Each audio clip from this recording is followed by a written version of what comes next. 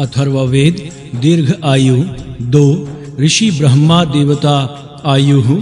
हे रोगी मनुष्य, तू इस अमृत रस रूपी औषधि रस का पान कर और दीर्घ आयु से युक्त बन। तेरे अंदर प्राण पुनः स्थिर करता हूँ।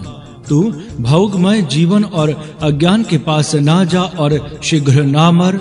जीवित मनुष्यों में जो एक विलक्षण तेज होता है उसे प्राप्त कर और 100 वर्ष तक जीवित रहे। मृत्यु के पाश को तोड़, मैं तेरी आयु बढ़ाता हूँ। वायु से प्राण, सूर्य से नेत्र तुझे देता हूँ। तेरे अंदर मन स्थिर रहे, तेरे सब अवयवों की पुष्टि होवे और तेरी जीवा से उत्तम वक्रतत्व होवे। जिस प्रकार अग्नि की छोटी ज्वाला को थोड़ी वायु देकर प्रदीप्त करते हैं, उसी प्रकार तेरे अंदर स्थित थोड़े से प्राण को हम अनेक उपायों से प्रदीप्त करते हैं। मृत्यु को हम नमस्कार करते हैं। एक मनुष्य दीर्घजीवी होवे, शीघ्र ना मरे, ऐसी शक्ति इसमें संचालित करते हैं। इस रोगी को हम औषध देते हैं, इसकी मृत्यु ना हो। इसके दीर्घ जीवन के लिए जीवंती औषधि के रस को देता हूँ। यह आयुष्य बढ़ाने वाली, बल देने वाली, दोष हटाने वाली और रोग दूर करने वाली है। इस दीर्घ जीवन के उपाय का उपदेश जनता को दे। कोई बुरा आचरण ना करे। यह पुरुष इससे निर्दोष होकर जगत में संचार करे। इसको दीर्घ जीवन प्राप्त हो, इसको सुखमय शरीर मिले, रोग और दोष दूर हो और पूर्ण आयु प्राप्त हो। इसको आरोग्य प्राप्ति का उपदेश दे। मृत्यु इस पर इस समय दया करे। यह सब प्रकार अभ्युदय को प्राप्त होवे। इसके सब अवयव पूर्ण रीति से बढ़े, निर्दोष हो। यह ज्ञानवान होकर पूर्ण आयु होवे और अंत तक अपने प्रयत्न से अपने लिए आवश्यक भोग प्राप्त करे। देवों के शस्त्र तुझ पर ना गिरे। तुझे भोग व्रति से परे ले जाता हूँ, मृत्यु को हटाता हूँ। मुर्दों को जलाने वाला अग्नि तेरे पास से दूर होवे और तू पूर्ण आयु की अंतिम मर्यादा तक जीवित रहे। मृत्यु का अंजिकय मार्ग है, तथापि उससे हम इसकी रक्षा करते हैं और इसको ज्ञान का कवच देते हैं, जिससे इसकी रक्षा होगी। प्राण अपान, वृद्धावस्था, दीर्घ आयु आदि के कारण तुझे सुख प्राप्त हो। तुझे कष्ट देने वाले जो होंगे उनको मैं दूर करता हूँ। शत्रु, विपत्ति, रोग, विनाशक, घातक और क्षीणता करने वाले जो होंगे उनको दूर हटाता हूँ। अमर और आयु देने वाले अग्निदेव से मैं तेरे लिए प्राण लाता हूँ। इससे तेरी मृत्यु नहीं होगी। तू यहाँ जीवित रहे और समृद्धि से युक्त हो। धुलोक, अंतरिक्ष लोक, भूलोक में रहने वाले सब पदार्थ अर्थात सूर्य, वायु, बल आदि सब तेरे लिए सुख देने वाले हों। औषधियाँ तुझे अपने शुभ गुणों से सुख दें। इसको मृत्यु की हीन अवस्था से निरोग उच्च अवस्था से मैंने लाया है। यह सूर्य, चंद्र आदि तेरी रक्षा करें। जो तेरा ओढ़ने और पहनने का वस्त्र है वह तेरे लिए मृदु सुख कारक, स्पर्श करने वाला हो। उत्तम तेज छुरे से जो नापित हजामत बनाता है उससे मुख की सुंदरता बढ़ती है। यह नापित किसी की आयु का नाश ना करे। चावल और जौ आदि धान्य तेरे लिए सुखदायी हो। खाने के लिए स्वादु, कफ आदि दोष ना उत्पन्न करने वाला, निरोगता बढ़ाने वाला और पापवृत्ति वाला हटाने वाला हो। जो कृषि का धान्य और गौ का दूध खाया पिया जाता है वह सब विष रहित हो। दिन और रात्रि के समय शत्रुओं से तेरी रक्षा हो। 100 वर्ष की दीर्घ आयु तुझे प्राप्त हो और इस आयु में दोनों संधि काल, सर्दी, गर्मी और वृष्टि के तीनों समय सुख कारक हो।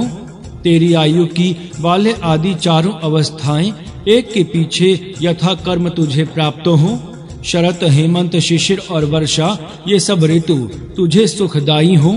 वृष्टि से जो वनस्पतियां उत्पन्न होती हैं वह तेरे लिए सुख देवे। सब द्विपाद, चतुष्पाद प्राणियों पर मृत्यु अधिकार चलाता है। उस मृत्यु के पास से तुझे ऊपर निकाला है। अब तू मत डर, अब तू नहीं मरेगा, अतः अब डरने का कोई कारण नहीं है। जहाँ कोई मरते नहीं है और जहाँ अंधेरा नहीं है, ऐसे स्थान में तुझको लाया है। यहाँ यह शान और दीर्घ जीवन की विद्या है। वहाँ गाय, घोड़ा, मनुष्य आदि सब दीर्घ आयु होते हैं। अपने बंधु बांधवों के आक्रमण से तेरी रक्षा करते हैं। तू निरोग होकर दीर्घ आयु हुआ है। तेरे प्राण तुझे अब नहीं छोड़ेंगे। जो सैकड़ों प्रकार से आने वाले मृत्यु हैं और नाश के जो अभ्य साधन हैं, वे परमेश्वर की कृपा से दूर हो। तेजस तत्व का शरीर ही तेरा है, अतः तू स्वयं घातकों को नाश करने वाला है। तू स्वयं रोगों को दूर करने वाला है। तेरे ही अंदर पवित्रता, वृद्धि और गति करने की शक्ति है, अतः उससे तू दीर्घ आयु हो। दीर्घ आयु बनने का उपाय, मृत्यु का सर्वाधिकार। दीर्घ आयु बनने की इच्छा हर एक प्राणी के अंतःकरण में रहती है, परंतु मृत्यु का अधिकार सबके ऊपर एक सा है। इस विषय में इस सूक्त में कहा गया है, द्विपाद और चतुष्पाद, इन सब प्राणियों पर मृत्यु का अधिकार है। द्विपाद प्राणी 2 पांव वाले होते हैं, जैसे मनुष्य, पक्षी आदि। चतुष्पाद प्राणी 4 पांव वाले पशु आदि होते हैं। इससे अन्य भी जो प्राणी हैं, जिनको बहुपाद और अपाद भी कहा जा सकता है, हम सब प्राणियों पर मृत्यु का प्रभुत्व है, अर्थात मृत्यु के अधीन ये सब प्राणी हैं। मृत्यु के अधिकार के बाहर इनमें से कोई नहीं है। सबकी अंतिम गति मृत्यु के अधीन है। मृत्यु जब तक इस लोक में इन प्राणियों को रहने देगा, तब तक ही वे रहेंगे, और जिस दिन मृत्यु प्राणी को लेना चाहेगा, तब प्राणी वहां से चल बसेंगे। इसीलिए मृत्यु से दया की याचना करते हैं। मृत्यु इमं दया सब, हे मृत्यु, इस पर दया कर। सर्वाधिकारी होता है, वह दयाकारी करेगा तो ही अपना कुछ कार्य बनेगा, और यदि उसने प्राणियों पर क्रोध किया तो फिर उनकी रक्षा कौन करेगा। परंतु वैसा देखा जाए तो मृत्यु के हाथ में सर्वाधिकार रहते हुए भी वह नियमों के अधीन है। वह भी विशेष नियम से चलता है, अतः उसकी प्रसन्नता होने के कुछ नियम हैं। उन नियमों के अनुसार चलने वालों को ही लाभ हो सकता है। अतः इन नियमों का ज्ञान प्राप्त करना चाहिए। इसी ज्ञान का उपदेश करना चाहिए। यही उपदेश करने योग्य विषय है। इस कारण कहा गया है, जीवनीय विद्या का उपदेश। मनुष्यों को इस जीवनीय विद्या का उपदेश कर मनुष्यों को दीर्घ आयु बनने के नियमों का उपदेश दे, जिसमें जीवन की अवधि तक सुख पूर्वक रहने का और दीर्घ जीवन के नियमों का ज्ञान सबको उपदेश द्वारा दिया जाता है। वहाँ मनुष्य तो दीर्घजीवी होते ही हैं, परंतु उस देश के गाय, घोड़े आदि पशु भी दीर्घजीवी हो जाते हैं। दीर्घ जीवन की विद्या है, उसमें प्राणियों को दीर्घ जीवन प्राप्त करने के लिए विशेष नियम हैं। उन जीवनीय नियमों का ज्ञान जनता को देने के लिए उपदेशक नियुक्त करना चाहिए। इनका यही कार्य होगा कि वे ग्राम ग्राम में जाएं, वहाँ की जनता का जीवन क्रम देखें, उनका व्यवहार देखें और उनके रहने सहने के अनुसार उनका दीर्घ जीवन होने के लिए योग्य उपदेश दें। इस प्रकार हर एक ग्राम के लोगों को उपदेश दिया जाए। उनसे जो भूले होती हों, उनके विषय में उनको समझाया जाए और उनके जीवन में ऐसा परिवर्तन लाया जाए कि जिससे दीर्घ आयु प्राप्त होने योग्य दैनिक व्यवहार वे कर सकें। ज्ञान का कवच इस सूक्त के 10वें मंत्र में ब्रह्म वर्म अर्थात ज्ञान रूपी कवच बनाने के विषय में कहा है। ज्ञान यह बड़ा भारी कवच है। अन्य कवच ये क्षुद्र कवच हैं। सबसे विशेष प्रभावशाली कवच ज्ञान का कवच है। मानो ज्ञान के कवच की निचली श्रेणी पर अन्य कवच होते हैं। इस कारण जिसने ज्ञान का कवच पहन लिया वह सबसे अधिक सुरक्षित होता है। यहाँ तक लिखा है कि जिसने ज्ञान का कवच पहन लिया उसको तो मृत्यु कभी डरा नहीं रहता। इतना ज्ञान के इस कवच का सामर्थ्य है। मृत्यु का सामर्थ्य सबसे अधिक है, परंतु जो ज्ञान का कवच मनुष्य पहनता है उस पर मृत्यु के शस्त्र भी कार्य नहीं कर सकते। ज्ञान का कवच जिसने पहन लिया है वह मृत्यु के पाशों को तोड़ सकता है। देखिए, मृत्यु के पाशों को और अवनति के बंधनों को तोड़ दो। देवों के शस्त्र तुझे वर्जित करें, अर्थात देवों के शस्त्र तेरे ऊपर ना गिरे। यह अवस्था तक बनती है जब मनुष्य ज्ञान का कवच पहनता है। ज्ञान का कवच पहने हुए मनुष्य को मृत्यु के पाश बांध नहीं सकते, दुर्गति उनके पास नहीं आ सकती और देवों के शस्त्र उनको काट नहीं सकते। इतना सामर्थ्य इनमें होने से ही जीवनीय विद्या का ज्ञान मनुष्य को प्राप्त करना चाहिए। इस ज्ञान के बल से ज्ञानी मनुष्य मृत्यु को भी आदेश देने में समर्थ होता है। देखिए, हे मृत्यु, अब तू इस पुरुष का वध ना कर, देवों के शस्त्रों से इसका वध ना हो। मैं इस ज्ञान से इसको रजतम रूपी मृत्यु से पार करता हूँ, प्रेतदायक अग्नि से भी इसको दूर रखता हूँ। हे मृत्यु, जो तेरा रज और तम युक्त मार्ग है और जो अजय है, उस मार्ग से हम इसका बचाव करते हैं, क्योंकि हमने ज्ञान रूपी कवच इसके लिए बनाया है। इसी ज्ञान से हम सब यमदूतों को भी दूर हटा सकते हैं। मृत्यु से हम इसको ऊपर उठाते हैं, अब डरने का कोई कारण नहीं है। यह ज्ञान रूपी कवच की महिमा है। ज्ञानी मनुष्य मृत्यु को भी कह सकता है कि हाँ, इस समय मरने के लिए फुर्सत नहीं है। जब उस समय मिलेगा तब देखा जाएगा। ज्ञानी को मृत्यु के पाश बांध नहीं सकते, देवों के शस्त्र उस पर कार्य नहीं कर सकते। मार्ग में मृत्यु के भय से रक्षा करने वाला एकमात्र ज्ञान ही है। यमदूतों का भय दूर करने वाला शुद्ध ज्ञान ही है। इस प्रकार यह ज्ञान का ही चमत्कार है। जहाँ-जहाँ वेद मंत्रों में मृत्यु का भय हटाने की बात कही है, वहाँ इस ज्ञान से ही मृत्यु भय दूर होता है, ऐसा समझना चाहिए। मृत्यु का भय दूर करने वाला ज्ञान बहुत विस्तृत है। आयुर्वेद इस जीवनीय ज्ञान को प्रकाशित करता है। इस सारांश रूप से वर्णन वेद मंत्रों में स्थान स्थान पर है। इस सूक्त में भी थोड़ा थोड़ा वह ज्ञान दिया है। देखिए, रज अर्थात भोग जीवन और तम अर्थात ज्ञानहीन जीवन, इन दो हीन जीवनों को ना प्राप्त हो। इनसे दूर रहने से तू मरेगा नहीं। यह मंत्र जीवनीय विद्या का एक प्रधान मंत्र है। रजोगुणी जीवन और तमोगुणी जीवन आयुष्य का नाश करता है। वैसा जीवन नहीं व्यतीत करना चाहिए जिससे मृत्यु से बचना संभव होगा। रजो और तमोगुणी जीवन का लक्षण और फल श्रीमद् भगवत गीता में कहा है। कड़वे, खट्टे, खारे, बहुत गर्म, तीखे, रूखे और जलन पैदा करने वाले आहार राजस लोगों को भाते हैं और वे दुख, शोक और रोग उत्पन्न करने वाले होते हैं। प्रहर तक पड़ा हुआ रस रहित, बदबू वाला, रात भर का बासी, झूठा और अपवित्र भोजन तामस लोगों को प्रिय होता है। रजोगुण राग रूप होने से तृष्णा और आसक्ति का मूल है। वह देहधारी को कर्म पाश में बांधता है। तमोगुण अज्ञान मूलक है। वह सब देहदारियों को मोह में डालता है और देही को असावधानी, आलस्य और निद्रा के पाश में बांधता है। तम ज्ञान को ढक कर प्रमाद कराता है। जब तमोगुण की वृद्धि होती है तब अज्ञान, मंदता, असावधानी और मोह पैदा होते हैं। रजोगुण में मृत्यु होने से देहधारी कर्म संगियों में जन्म लेता है और तमोगुण में मरने से मूढ़ योनियों में पैदा होता है। रजोगुण का फल दुख और तमोगुण का फल अज्ञान है। सत्वगुण से ज्ञान, रजोगुण से लोभ और तमोगुण से असावधानी, मोह और अज्ञान उत्पन्न होता है।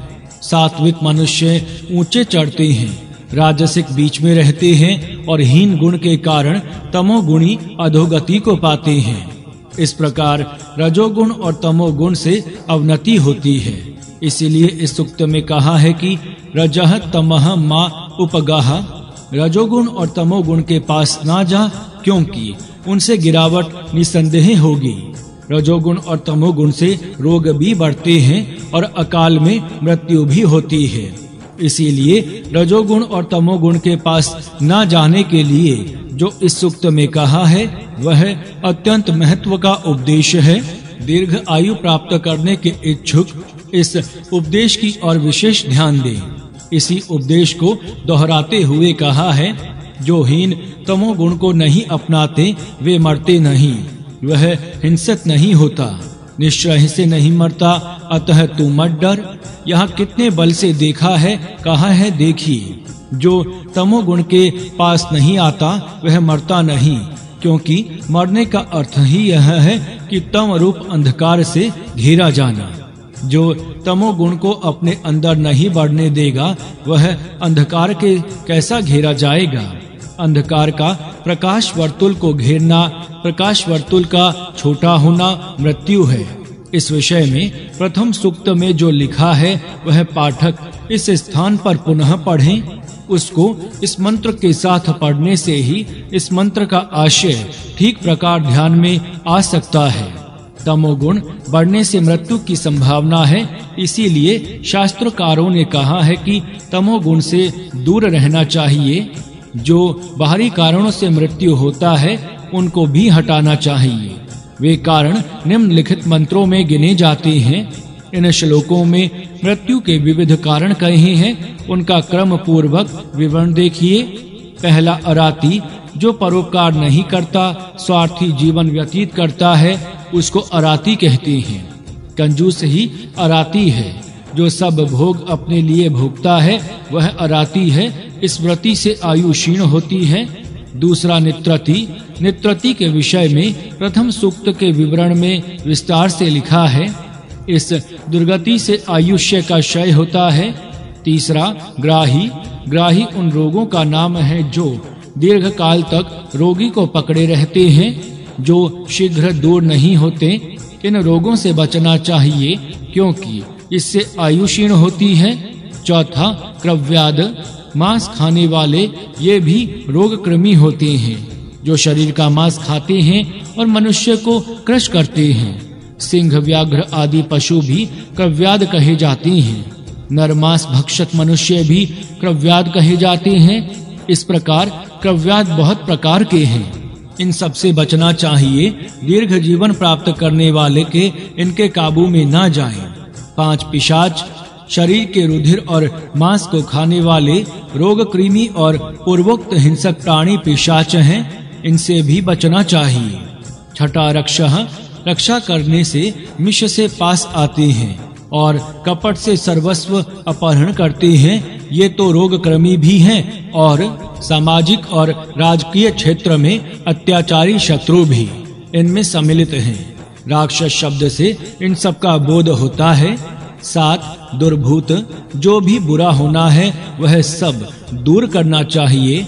हर एक प्रकार की बुराइयों को हटाना चाहिए। 8 तमः। अज्ञानहीनता आदि सब तमोगुण के प्रकार दूर करने चाहिए। इससे हर एक प्रकार की अवनति होती है और अल्प आयु भी होती है। 9 रजः के विषय में पूर्व स्थल में कहा ही है। यह शब्द यहाँ इन मंत्रों में नहीं आया है, पीछे के मंत्र में लिया गया है। 10 अभिचार। अपने समाज जो अपनी सभ्यता वाले अपने भाई हैं उनसे हमले होते हैं। ये हमले भी विधातक होने से इनके कारण विपत्ति और मृत्यु भी होते हैं। अतः अपने बंधु बांधवों में एक विचार होना चाहिए जिससे आयु बढ़ने में सहायता होगी।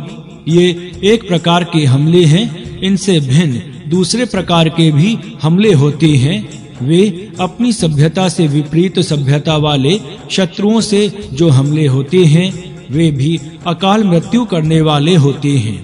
अतः इस प्रकार के शत्रु सदा के लिए दूर करना चाहिए।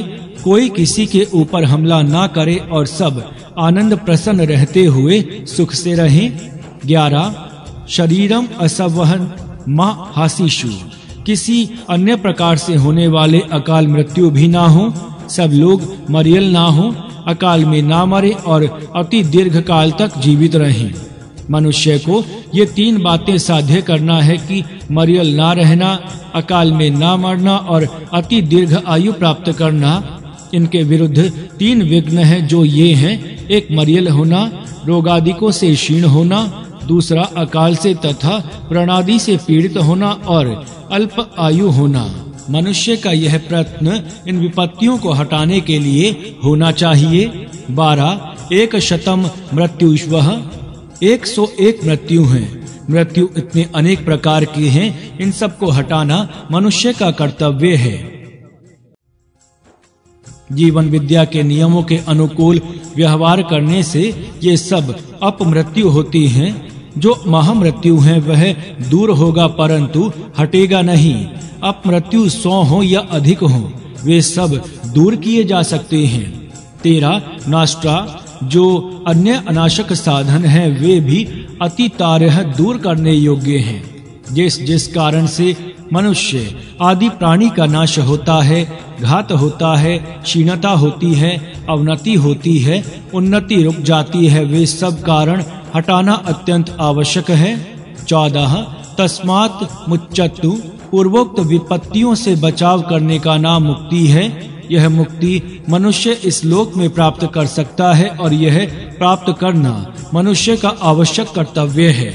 वैश्वानर की कृपा से यह मुक्ति प्राप्त हो सकती है। वैश्वानर उसको कहते हैं कि जो सब मनुष्यों का एक अभेद संघ होता है। मानव संघ ने अपना ऐसा व्यवहार करना चाहिए कि जिससे सबका सुख बढ़े, सबकी उन्नति हो और कोई पीछे ना रहे। संगठित प्रयत्न से सबका भला हो सकता है। संगठना मानवीय उन्नति का मूल मंत्र है। इस प्रकार इस मंत्रों में मानवीय विपत्ति के कारण दिए गए हैं और उनको दूर करने के उपाय भी कही हैं। पाठक इनका विशेष विचार करे। इससे पूर्व बता ही दिया है कि वेद को 3 बातें सिद्ध करना अभिष्ट है। पहला, 1 लोग मरियल ना हो, हृष्ट पुष्ट निरोग और सुदृढ़ बने। दूसरे लोग अमर जीवन से युक्त हों अर्थात अमृत रूपी सुखमय जीवन वाले बने। और तीसरे मनुष्य दीर्घजीवी बने। वेद को अभिष्ट है कि मनुष्य समाज ऐसा बने। यही बात अन्य शब्दों से निम्नलिखित मंत्र भागों में कही है। तेरी अविच्छिन्न वृद्धा अवस्था होवे, दीर्घ आयु उत्कृष्ट रूप से तेरे लिए धारण करता हूँ। यह मनुष्य जीवित रहे, मत मरे, इसका सचेत करता हूँ। यह पूर्ण आयु होकर यहाँ रहे। ये सब मंत्र भाग मनुष्य की दीर्घ आयु होने के योग्य समाज की रचना के सूचक हैं। दीर्घ आयु प्राप्त करने के लिए व्यक्ति के अंदर का तथा समाज के अंदर का पाप कम होना चाहिए, इसकी सूचना देने के लिए कहा है। पाप को दूर करके दीर्घ आयु को धारण कीजिए। यही दीर्घ आयु प्राप्त करने का उपाय है। जब तक अंदर पाप होगा तब तक आयु क्षीण ही होती जाएगी। व्यक्ति का पाप व्यक्ति में होता है और संघ का पाप संघ में होता है। इस पाप से जैसी व्यक्ति की वैसी संघ की आयु क्षीण होती है। अतः पाप को दूर करना दीर्घ आयु प्राप्ति के लिए अत्यंत आवश्यक है। जब पाप दूर होगा तब मनुष्य 100 वर्ष की आयु के लिए योग्य होगा। जीवित लोगों की ज्योति के पास आ, तुझे 100 वर्ष की दीर्घ आयु के लिए मैं धारण करता हूँ। तेरे लिए 100 वर्ष की आयुष्य की अवधि निश्चित करता हूँ। यह 100 वर्ष की आयुष्य मर्यादा का निश्चय उन लोगों के लिए हो सकता है कि जिन्होंने अपना जीवन पवित्र किया है, पाप रहित किया है और वे पुण्य संचय से युक्त किया है। इस प्रकार दीर्घ जीवन के साथ मनुष्य के पाप पुण्य का संबंध है। पाठक इस बात का अवश्य विचार करें। प्राण धारणा, दीर्घ आयु प्राप्त करने के लिए शरीर में प्राण स्थिर रहना चाहिए। प्राण जब तक अशक्त अवस्था में शरीर में रहेगा तब तक दीर्घ आयु प्राप्त होना असंभव है। यह बात स्पष्ट करने के लिए कहते हैं, ते असुन आयु पुनः आभराभि। तेरी आयु और प्राण को मैं तेरे अंदर में पुनः भर देता हूँ। यह इसीलिए कहा है कि पाठकों के अंदर यह विश्वास जमा रहे कि यदि किसी के प्राण अत्यंत निर्बल हुए हों तो भी उसमें पुनः बल भर दिया जा सकता है। इस कारण निर्बल बना हुआ मनुष्य हताश ना होवे, निरुत्साहित ना बने, परंतु उत्साह धारण करे कि मैं वेद की आज्ञा के अनुसार चलकर फिर नवीन बल प्राप्त कर सकता हूँ और अपने अंदर प्राण का जीवन पुनः संचारित करा सकता हूँ। यह किस प्रकार साध्य किया जा सकता है, इसकी विधि यह है। वायु से प्राण, सूर्य से चक्षु तेरे लिए प्राप्त करता हूँ। इस प्रकार तू सब अंगों से युक्त हो। मन भी तेरे अंदर स्थापित करता हूँ। तू जिह्वा से भाषण कर। यहाँ जीवन का साधन बताया गया है। वायु से प्राण प्राप्त होता है, सूर्य से आंख प्राप्त होती है। सूर्य दर्शन करने से नेत्र के बहुत दोष दूर होते हैं। सुबह शाम प्रतिदिन टकटकी लगाकर सूर्य दर्शन करने से कईयों के आंख सुधर गए हैं और जिनको ऐनक के बिना पढ़ना असंभव था, वे उक्त उपाय से बिना ऐनक के पढ़ने लगे हैं। इसी प्रकार जिनको प्राण स्थान के रोग होते हैं, क्षय, राजक्षय आदि तथा रक्त स्थान के पांडु रोग आदि रोग होते हैं, उनको भी शुद्ध वायु के सेवन से और योग्य प्राण आदि से यौगिक उपायों से पुनः आरोग्य प्राप्त होता है। इसी प्रकार मृत्तिका, जल, अग्नि, सूर्य प्रकाश, वनस्पति, औषधि, चंद्र प्रकाश, विद्युत आदि के योग्य सेवन से और उत्तम प्रयोग से पुनः उत्तम जीवन की और दीर्घ आयु की प्राप्ति हो सकती है। दीर्घ जीवन और आरोग्य प्राप्ति का अति संक्षेप से यह साधन है। मनुष्य के सब अंग, अवयव, इंद्रियां आदि सबका सुधार इससे हो सकता है। यह उपाय बिना मूल्य बहुत अंशों से हो सकता है और सुख पूर्वक करने से लाभ भी निश्चय से हो सकता है। यह निसर्ग चिकित्सा का मूल मंत्र है। पाठक इसका इस दृष्टि से विचार करें। यह उपाय किस रीति से करना चाहिए, इस विषय में निम्नलिखित मंत्र विशेष मनन पूर्वक देखने योग्य हैं। नवीन उत्पन्न हुए अग्नि के समान प्राण से तुझे यह बल देता हूँ।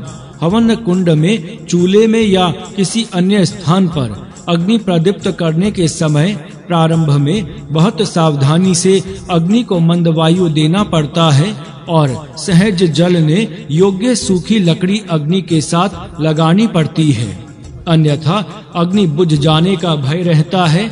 इसी प्रकार बीमार मनुष्य को भी सहज में ही हजम होने योग्य अन्न देना चाहिए। प्राणायाम आदि योग्य साधन भी थोड़ा थोड़ा करना चाहिए। औषध और पथ्य का सेवन भी योग्य प्रमाण से करना चाहिए। ऐसा ना किया तो लाभ के स्थान पर हानि होगी। इसीलिए कहा है कि अग्नि सिलगाने के समान प्राण की शक्ति शनैः शनैः बढ़ानी चाहिए। योग साधन, औषधि सेवन तथा अन्य उपायों से आरोग्य वर्धन या दीर्घ जीवन प्राप्त हो सकता है, परंतु सुयोग्य प्रमाण से यह सब करना चाहिए। शरीर में भी यह जीवना अग्नि ही है। हवन की अग्नि के समान ही इसको शनैः शनैः बढ़ाना पड़ता है। यह नियम हर एक पाठक को ध्यान में धारण करना आवश्यक है, क्योंकि अन्य संपूर्ण साधन उपस्थित होने पर भी इस नियम का पालन न करने पर लाभ की आशा करना व्यर्थ है। परंतु इस रीति से जो लोग अपना लाभ सिद्ध होने के लिए साधन करेंगे, उनका निसंदेह भला हो सकता है। अतः कहा है, मैं तेरे प्राण और अपान सुदृढ़ करता हूँ। तेरा बुढ़ापा, तेरी मृत्यु और तेरी दीर्घ आयु के विषय में तेरा कल्याण होगा, ऐसा प्रबंध करता हूँ। यदि तो कोई मनुष्य अपनी दीर्घ आयु और उत्तम आरोग्य के लिए पूर्वोक्त प्रकार यत्न करेगा, तो नियम पूर्वक चलने पर उसको लाभ तो अवश्य ही होगा। इस मंत्र से यह विश्वास हर एक के मन में उत्पन्न हो सकता है। नियम पूर्वक चलने वाली कभी अधोगति नहीं होगी। जात वेद अग्नि से दीर्घ जीवन प्राप्त करने के विषय में निम्नलिखित मंत्र में कहा गया है, तेरा प्राण आयुष्य बढ़ाने वाला जात वेद अग्नि से प्राप्त करता हूँ, जिससे तू अमर होकर नहीं मरेगा। यह तेरा अमरत्व प्राप्ति का कार्य सफल होवे। जात वेद अग्नि से दीर्घ आयु की प्राप्ति का संभव इस मंत्र में बताया गया है। अग्नि आयु देने वाला है, ज्ञान और बल देने वाला है और जीवन देने वाला है, अमृतत्व देने वाला है। वेद में अग्नि के ये कार्य वर्णन किए गए हैं। अग्नि से ये गुण किस रीति से प्राप्त करने होते हैं, इसका विचार पाठकों को करना चाहिए। हमारे विचार से आग्नेय धर्म विशिष्ट या सुवर्ण पारद आदि पदार्थों के प्रयोगों से तथा भल्ला तक केशर चित्रक आदि वनस्पति भागों से मनुष्य निरोगता और दीर्घ आयु प्राप्त कर सकता है। इसके अतिरिक्त अग्नि शब्द का अर्थ जाठर अग्नि भी है और जिसके देह में यह अग्नि उत्तम अवस्था में रहता है उसको निरोगता और दीर्घ आयु प्राप्त होने में शंका ही नहीं है। तथा जिन औषधि प्रयोगों से जाठर अग्नि उत्तम कार्य करने वाला होता है वे सब चिकित्सा के प्रयोग में इसमें सम्मिलित होते हैं। जाठर अग्नि 4 प्रकार का होता है, मंद, तीक्ष्ण, विषम और सम। ये इस प्रकार के जाठर अग्नि के 4 भेद हैं। इसका वैद्य ग्रंथों में इस प्रकार वर्णन आता है। विषम जाठर अग्नि वात रोगों का निर्माण करता है। तीक्ष्ण अग्नि पित्त रोग बढ़ाता है। मंदाग्नि कफ विकार उत्पन्न करता है। समाग्नि उत्तम प्रमाण में भक्षण किया हुआ अन्न योग्य रीति से पचन करता है। मंदाग्नि, तीक्ष्णाग्नि अथवा विषमाग्नि ये जाठर अग्नि ठीक नहीं। इनके कारण कभी पचन होता है, कभी नहीं, परंतु जो समाग्नि है वह सबसे श्रेष्ठ है। अर्थात आरोग्य और दीर्घ आयु प्राप्त करने के इच्छुक लोगों को यह समाग्नि अपने में स्थिर करना चाहिए। इस अग्नि का स्थान अपने देह में देखिए। नाभि के वाम भाग में सोम का मंडल है, मध्य भाग में सूर्य मंडल है, उसके अंदर अग्नि व्यवस्था से रहा है। जैसा शीशे में दीप होता है, इस अग्नि को सम रखना मनुष्य का कार्य है। सब वैद्यों को भी यही कार्य करना चाहिए। इसी प्रकार जैसा सूर्य आकाश में रहता हुआ अपने किरणों से सब जल स्थानों को सुखाता है, उस प्रकार यह जाठर अग्नि प्राणियों का भक्षण किया अन्न अपने किरणों से पकाता है। स्थूल देह वाले प्राणियों में ये जौ के समान होता है और छोटे कृमियों में यह बाल के समान सूक्ष्म प्रमाण में रहता है। इससे सब अन्न पचता है, आरोग्य स्थिर रहता है और दीर्घ जीवन प्राप्त होता है। जैसा सूर्य के सामने घने बादल आने से और मेघाच्छादित दिन अनेक दिवस रहने से लोह शक्ति व प्राप्त होने के कारण प्राणियों की पाचन शक्ति कम होती है, बरसात में इसी कारण पाचन शक्ति क्षीण होती है। इसी प्रकार प्राणियों के अंदर का जठर का अग्नि प्रदीप्त स्थिति में बहुत समय ना रहा तो पाचन शक्ति कम होती है, अपचन होता है, रोग बढ़ते हैं और जीवन की मर्यादा क्षीण होती जाती है। इस प्रकार जाठर अग्नि के सम होने और विषम होने से प्राणियों की जीवन मर्यादा संबंधित है। इसी कारण अग्नि को अर्थात जाठर अग्नि को आयु वाला अर्थात आयु बढ़ाने वाला, जिसके पास आयु है, अमर, रोग आदि कम करने वाला, जिसके पास रोग और मृत्यु नहीं होते, इस जाठर अग्नि से प्राण शक्ति जीवन शक्ति बढ़ती है इत्यादि विशेषण प्रयुक्त हुए हैं। इन सब विशेषणों की सार्थकता इसका स्वरूप जाठराग्नि है ऐसा मानने से ही हो सकती है। इससे निम्नलिखित संस्कृत नाम भी शरीरस्थ जाठराग्नि के विषय में कैसे संगत होते हैं वह देखिए। पहला तनुमपात, शरीर को ना गिराने वाला, शरीर का पतन ना होने देने वाला। दूसरा पावकः, पवित्रता करने वाला। तीसरा हुत भुक्क हव्य भुक्क, अन्न खाने वाला। चौथा पाचनः, पचन करने वाला। आश्रयशः, आश्याशः, पेट में गया अन्न खाने वाला। ये जाठर अग्नि के नाम कितने सार्थ हैं यह भी पाठक यहाँ देख सकते हैं। यहाँ तक जाठर अग्नि के गुणों का वर्णन वैदिक ग्रंथों में है। पाठक इसका यहाँ विचार करें। अब अग्नि के गुण वैद्य शास्त्रों में क्या लिखे हैं सो देखते हैं। अग्नि का ताप वात कफ स्तब्धता शीत और कंप को दूर करता है, रक्त और पित्त का प्रकोप करता है, अमाशय अर्थात पेट को ठीक करता है। यदि अग्नि ताप से भी वात कफ और शीत संबंध के रोगों में लाभ होते हैं तो प्रतिदिन हवन करने वाले लोग और हवन की अग्नि से शरीर को तपाने वाले लोग कम से कम इन रोगों से तो बच सकते हैं। हवन से यह एक लाभ वैदिक ग्रंथों के प्रतिपादन द्वारा सिद्ध हुआ है। सब औषधि उपाय का विचार करते हैं। औषधि प्रयोग दीर्घ आयु प्राप्त करने के अनेक उपाय हैं। उनमें औषधि का सेवन भी एक उपाय है। योग्य औषधि का सेवन योग्य रीति से करने से रोग दूर होते हैं, निरोगता बढ़ती है और दीर्घ आयु भी प्राप्त होती है। इसीलिए इस सूक्त में कहा है, हे मनुष्य, तू इस अमृत रस के पान का प्रारंभ कर, अर्थात औषधि का रस जो जीवन वर्धक होगा उसका योग्य रीति से सेवन कर। अमृत शनुष्टि का अर्थ अमृतत्व देने वाला रसपान है। ऐसे रसपान का सेवन करना चाहिए कि जो अमरपन को बढ़ाने वाला हो। अमरपन का अर्थ दीर्घ जीवन, दीर्घ आरोग्य और रोगों से पूर्णतया दूर रहना है। जो औषधि रस इन गुणों की वृद्धि करते हैं उनका सेवन करना योग्य है। अतः कहा है कि इस मनुष्य के लिए रोग निवृत्ति के उद्देश्य से मैं औषधि बनाता हूँ। हे मृत्यु, अब इस पुरुष का वध ना कर।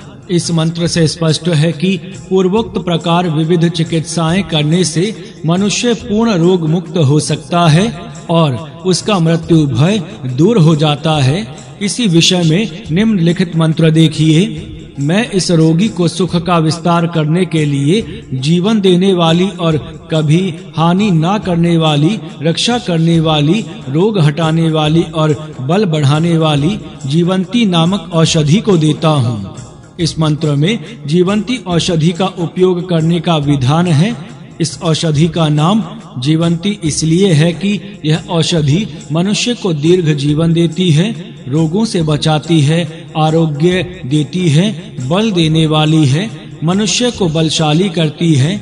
इतना ही नहीं परंतु विविध रोगों को परास्त करती है, अपने बल से क्षीणता आदि को हटाती है।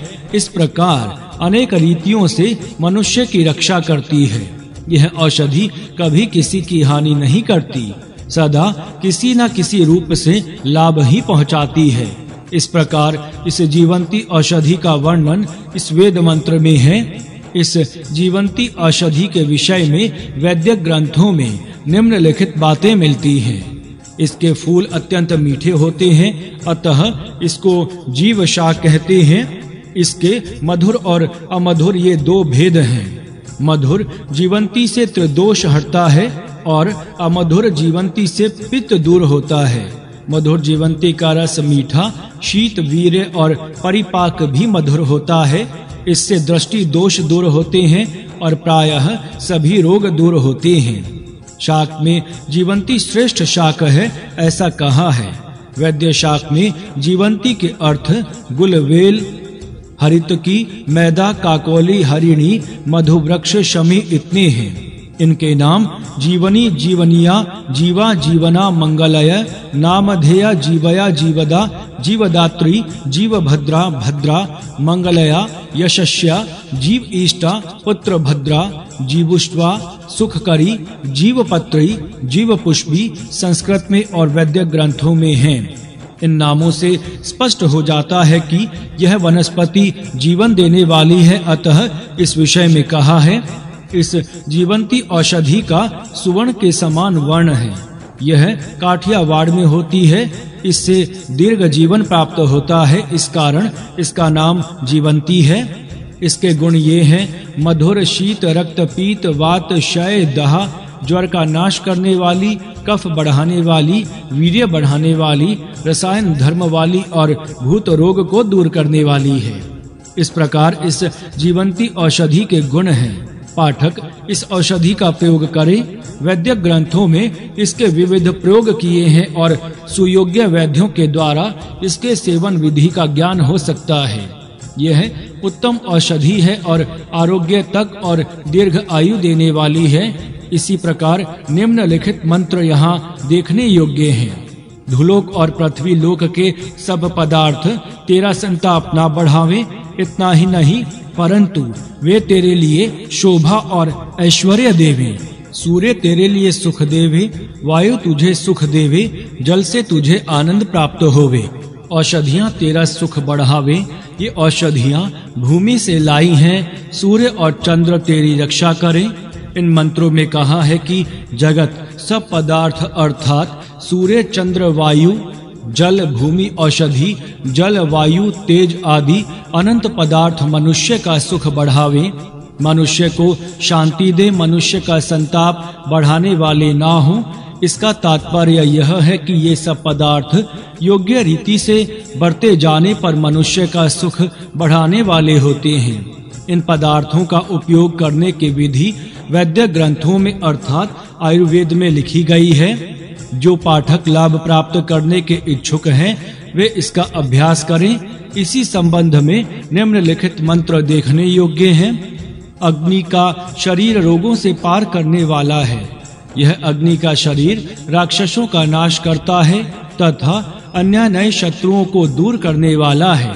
इसी प्रकार वह नामाशय के सब दोषों को हटाता है। यह पुत्रोदु नामक औषध है। अग्नि का यह वर्णन हर एक को ध्यान में धारण करने योग्य है। अग्नि रोगों से पार करने वाला है। जहाँ विविध रोग बढ़ते हैं वहाँ अग्नि प्रदीप्त करने से रोग की हवा वहाँ से हट जाती है और वहाँ निरोगता हो जाती है।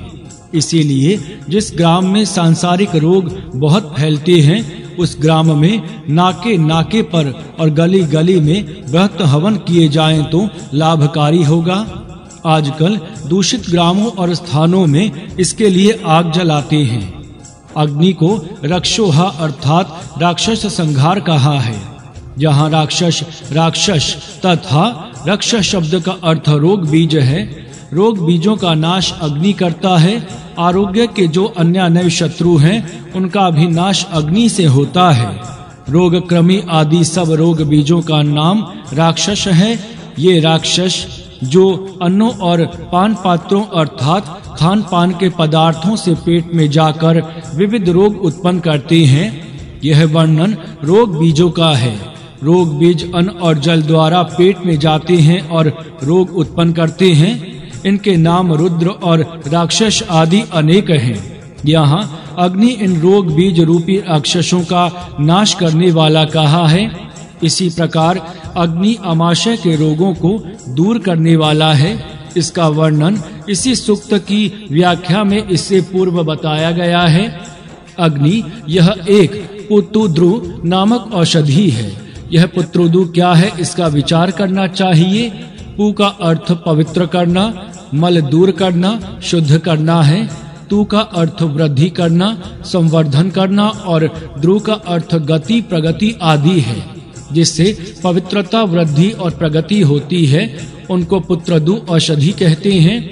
चिकित्सा में क्या करना चाहिए इसका विधान इस शब्द में हुआ है। वैद्य रोगी के शरीर से रोग को दूर करने के लिए 3 बातें करें।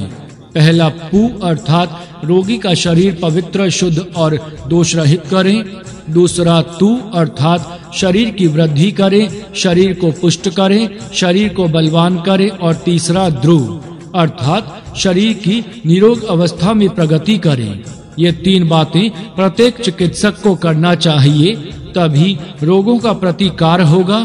चिकित्सा के ये 3 मुख्य कार्य हैं। जो इन कार्यों को करता है वही उत्तम यश प्राप्त करता है। शरीर शुद्धि, शरीर बलवर्धन और व्याधि प्रतिकार, ये 3 भाग हैं जिन भागों का विचार करने से पूर्ण चिकित्सा हो जाती है। पुत्रोदु इस एक ही शब्द ने वेद की चिकित्सा शैली को उत्तम रीति से दर्शाया है। यह सर्वांग पूर्ण चिकित्सा की पद्धति है। वेद ने इस एक शब्द में चिकित्सा की रीति कैसी उत्तम शैली से बताई गई है यह देखिए। इस रीति का अवलंबन करने वाले वैद्य सुख का विस्तार करते हैं। सुखी करो और शांति प्रदान करो। पूर्वोक्त प्रकार पवित्रता, वृद्धि और प्रगति करने से सब लोग सुखी होंगे और सबको शांति प्राप्त होगी, इसमें कोई संशय नहीं है। सुख, शांति और दीर्घ आयुष्य यही मनुष्य का प्राप्तव्य इस जगत में है। इसी का स्पष्टीकरण करने के लिए निम्नलिखित मंत्र है। इस रीति से सब अंगों और अवयवों से पूर्ण अक्षीण अवयव वाला उत्तम ज्ञानी वृद्धावस्था में 100 वर्ष तक जीवित रहने वाला होकर अपनी शक्ति से सब भोग प्राप्त करने वाला बने, अर्थात यह मनुष्य अति वृद्ध अवस्था तक जीवित रहे और उस वृद्ध अवस्था में भी अपनी शक्ति से और अपने प्रयत्न से अपने लिए भोग प्राप्त करे, परावलंबी ना बने, अंत तक स्वावलंबनशील रहे। इस स्थान पर वेद का आदेश बताया है। केवल अति वृद्ध होना वेद को अभिष्ट नहीं है, परंतु अति वृद्ध होते हुए निरोग और बलवान बनना वेद का साध्य है।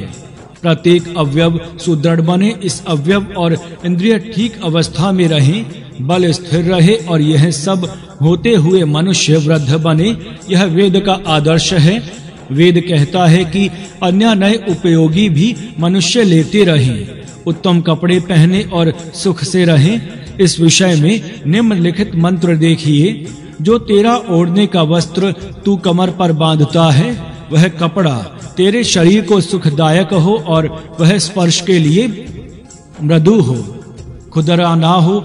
इस मंत्र का आशय स्पष्ट तो यह दिखता है कि सुंदर और उत्तम कपड़े जिनका स्पर्श शरीर को उत्तम सुखकारक होता है, वैसे उत्तम कपड़े मनुष्य पहने और शरीर का सुख ले।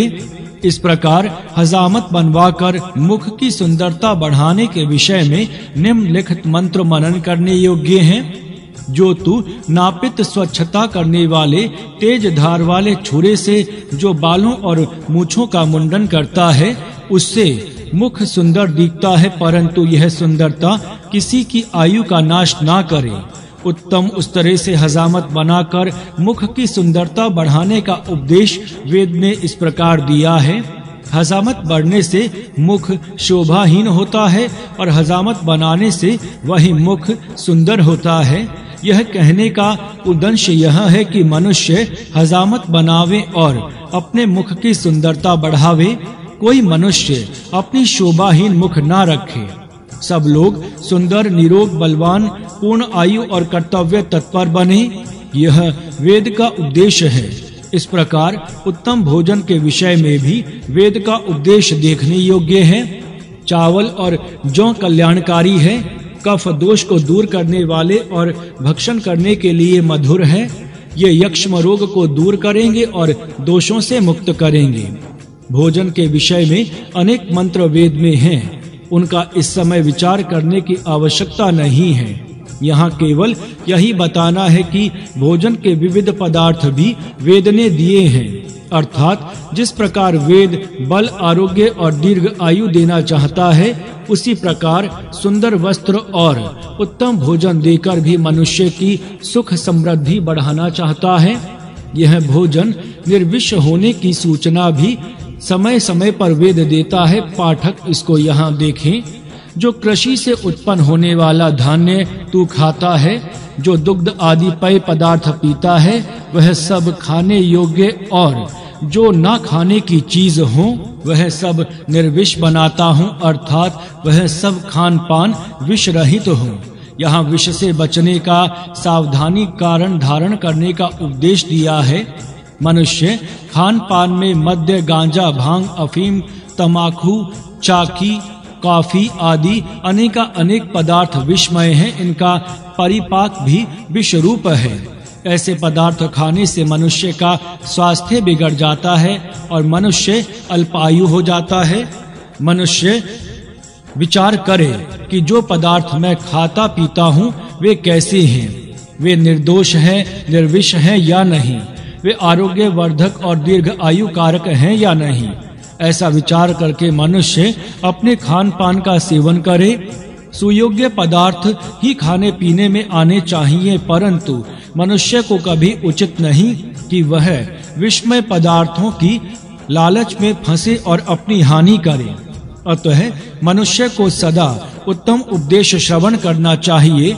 अतः कहा है कि उपदेश का कार्य उत्तम उपदेश कर, बुरा काम ना कर। इस मनुष्य को जगत में भेजो, तेरे नियमानुकूल चलता हुआ यह मनुष्य पूर्ण आयु होकर यहाँ रहे। उपदेशक इस प्रकार का उपदेश जनता को करे और जनता को ऐसे मार्ग से चलावे कि सारे लोग उपदेश सुनकर बुरे कार्य से हटें। जगत में जाते हुए धर्म नियमानुकूल चले और निरोग, बलवान और पूर्ण आयु बने तथा सब प्रकार की उन्नति प्राप्त करे। इस मनुष्य को उत्तम उपदेश कर इस पर दया कर और इसको ऐसा मार्ग बताओ कि यह यहाँ से उन्नति करे, उच्च अवस्था प्राप्त करे। यह उपदेशकों की जिम्मेवारी है कि वे ही राष्ट्र के लोगों पर उत्तम शुभ संस्कार डाले, उनको शुभ मार्ग बतावे और वे सीधे उन्नति के पथ पर लावें। जिस देश के और राष्ट्र के उपदेशक इस रीति से अपना ज्ञान प्रचार का कर्तव्य उत्तम रीति से करते हैं, वहाँ के लोग निरोग, सुदृढ़, दीर्घ आयु तथा परम पुरुषार्थी होते हैं। परम पुरुषार्थी मनुष्य अपनी आयु का योग्य उपयोग करे। मनुष्य की आयु का उत्तरदायित्व उसी के ऊपर है, यह बात कोई ना भूले। समय विभाग, मैं तेरी 100 वर्ष की आयु अखंडित करता हूँ। उसमें 2 संधि काल के जोड़े, सर्दी, गर्मी, वर्षा, ये 3 काल और बाल्य, तरुण, मध्यम और वार्धक्य, ये 4 अवस्थाएं हैं। वसंत, ग्रीष्म और वर्षा, शरद, हेमंत आदि ऋतु तेरे लिए शुभ कारक हों। दिन और रात्रि के समय के लिए मैं तुझे सौंप देता हूँ। दीर्घ जीवन की आयुष्य मर्यादा का 100 वर्ष का समय है। उसमें 100 वर्ष में 2 अयन, 6 ऋतु और 3 काल अर्थात सर्दी, गर्मी और वर्षा, ये 3 समय होते हैं। प्रत्येक दिन में 2 संधि काल और दिन तथा रात्रि का समय, इतने समय विभाग होते हैं। इन समय विभागों के लिए मनुष्य सौंपा हुआ होना चाहिए। समय विभाग के लिए मनुष्य का सौंपा हुआ होना, इसका अर्थ यह है कि समय विभाग के अनुसार मनुष्य ने अपना व्यवहार करना। जो समय विभाग बनाया हो उसके अनुसार ही मनुष्य अपना कामकाज करना चाहिए। इसी से बहुत कार्य होता है और उन्नति का निश्चय भी हो जाता है।